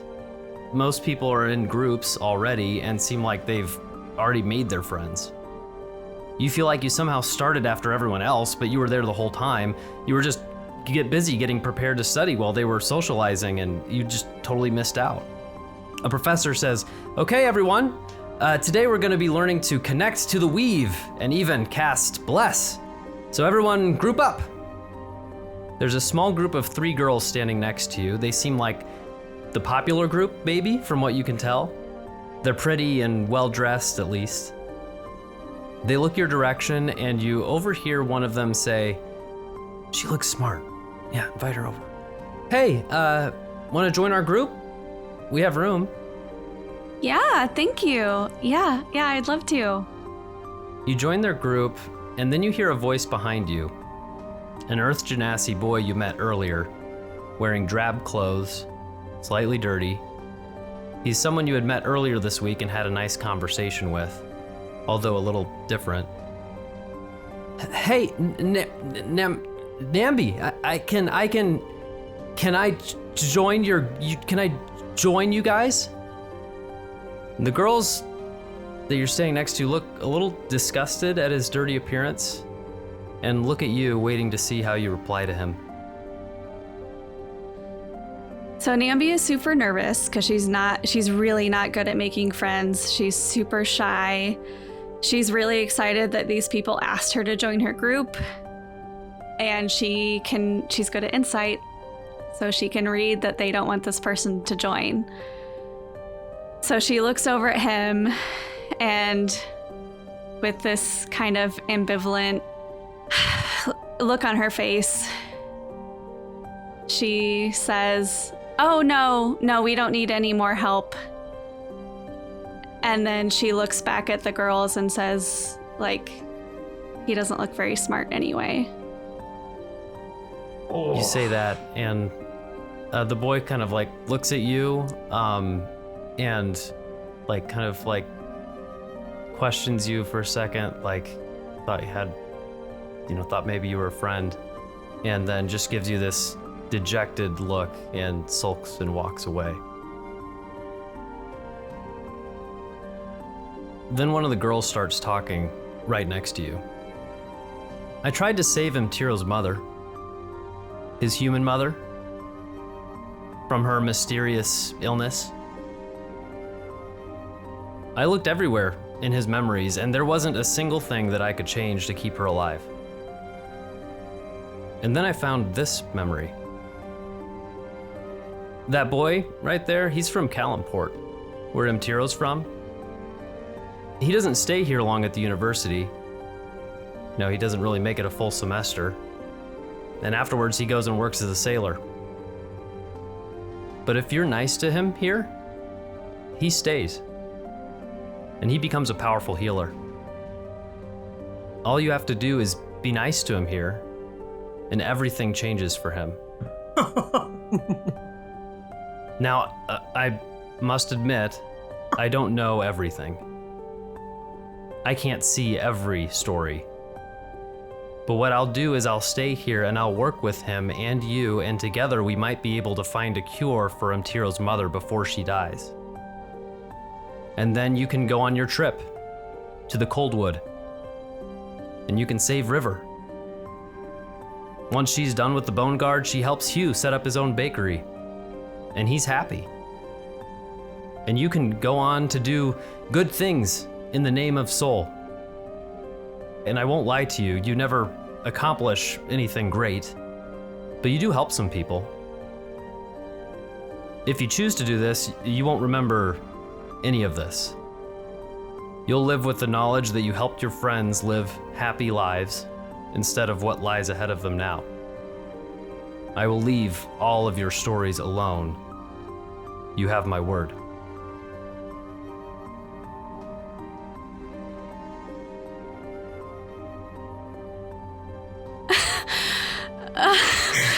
Okay, all right. But this is the Red Ooze talking to me. Mm-hmm. And they like to fuck with stories. And fucking with stories is what causes all these damn problems in the first place.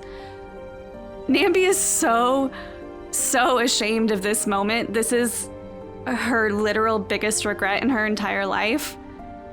But fixing it creates an alternate reality, and that's what gives the Red Ooze power. So she's really conflicted in this moment because she has thought about this moment a ton. I mean, this is something that she thinks about a lot, that she didn't stand up for this person, that she felt terrible about it, and all she wants is to go back and make this kid feel accepted. But I think changing the story isn't the right move and might ultimately be the selfish action, which is maybe why the Red Ooze is presenting this story to her in the first place. She just looks at this person speaking through the ooze speaking through this person, this popular person that she knew, that she didn't even end up being friends with because they didn't actually like her. They just wanted her to help them get a good grade on an assignment. And she says, "You can't use me." Then I will kill Hugh, and I will kill Tiro, and I will leave you alive to tell the story. And then I will change that story, and I will kill them again and again and again in 100 different ways, each time leaving you alive with the memory of this moment where you could have given them a happy life. Is that what you want, Namby? No, I don't want them to die, but I'm not going to give you what you want right here, right now. I can't do that. You'll just get more power. The and vision you'll ends. And you are awake, laying in the ground, and you will be taking... Now, hold on, it promised to leave her alive, so I mean, its word is its bond, Kyle. I have 7 hit points. If she agreed. I have 6 temp HP. She can't and avoid 1 hit this point. damage after it was alive. It didn't know, 53 points of psychic damage is what you just took. Yeah. Well, I am unconscious. Hugh, you are up. It looks to have all of its attention toward Namby at this point on the ground, and its postures, plural, I suppose, sort of relax, seemingly going to accept any next hit that it takes. Hugh takes a few steady breaths. But it's okay because I don't also need any of my bonus action for any of my attacks. So I'm going to take all 3 attacks, and then I'm going to feed my friend the healing potion that's on her body. Okay. You take your 3 attacks. That's going to be enough damage to kill the Oblex. How would you like to do it? I think Hugh loses it. And he's thinks about the Oblex taunting him about how he's acted ashamed of his mom and only tried to be so much like his dad. And then he went after Namby and Mtiro, and he just bares his fangs and starts swinging madly, just trying to part it almost so that he can get to Namby faster, and is just manically decimating it, scattering it across the ground. You decimate it. The simulacrum's in between you and Namby, and you get to Namby and you feed her that bonus that potion of healing. With that bonus action, she wakes up. The Oblex, this ooze, retracts, and it retracts. All these simulacrums are from what's left of them, they're scattered ooze around, retract up into the Prius, and then the Prius kind of turns into this ooze and dissolves around it, and on the seat, resting on the seat, is the body of L10, and the ooze retracts into a slot on the front of L10's body and kind of falls out as a card that was there, and the Oblex withers away. The Oblex dies. You see L10 wake up and just hear this voice. Oh, where am I? Curious. Where is Alice and the Heihatchi thing? Because I think that's the last thing that I would maybe remember. Or do I have memories? I'm sending you something right now, Scott. That's important. Or what's happening? Oh, where am I? Oh, fuck. If L10's here, you're getting some goddamn healing, Namby, let me tell you. Namby doesn't want to come up. Namby wants to lay unconscious forever. Kyle gave you the meanest one of all, man. L10, okay, should I read the message out or am I just supposed to internalize this? I guess he'd sit up, then he'd be like, it worked! It worked! My message was received! You were able to destroy Heihatchi? I'm unconscious. You're up now. You had your healing potion. Well, oh, did I? Oh, okay. Yeah. What was it?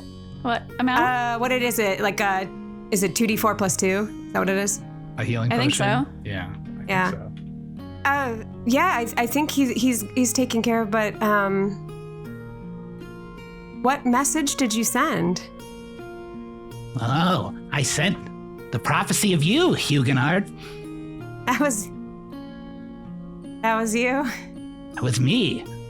You performed amazingly. I'm assuming he could see what was happening even while he was under control. L10 had some semblance of perception of what was going on while basically in full control. He couldn't control anything, but he could tell what was happening. But using the spell sending, have been able to send a few prophecies. One about O Salvador, and then another when he learned of Heihatchi's plan to leave the system. How did you know? How did he? Unlimited capacity shared with the artificial intelligence of Heihatchi and the Oblex, I assume. I think L10 would understand that through Heihatchi and the Oblex, there was some notion of understanding how stories were going to play out. What did I say? And through the ability that the Oblex had touched the reality stone, sort of how the bartender could kind of see things. L10 was able to leech off that a little bit. Okay, yeah. L10's going to go over to them, though, while he's talking this, and he's just going to casually cast a 4th level Cure Wounds onto Namby, like, while he's talking. Nice. Just his museum apparatus just fires up, and he reaches down, because I rolled him 2 portend divination d20s, and he rolled a 19 on 1, so he can't fail his, and you get 20 HP back. Great. Namby, in your pocket, you hear some beeping. And you pull out a device that you remember as the hologram device that you had used to speak with William. Oh. All the way back in those caves. Yeah, but he said he was, like, dead or whatever. It's beeping? But Wick isn't. Wick's not. Okay. I take it out, and I, like, activate it. You activate it, and a hologram of a Thri-Kreen pops up. And it's really tall, and so you can put it on the ground so he's the same height. Hello? Hi. Hello. Something seems different. Did you do it? With the aid of our amazing companions, we were able to, to destroy the rocket and together overcome the Oblex. And they freed me. You killed the Oblex, the 2 parts of the Oblex that were left? 2 parts?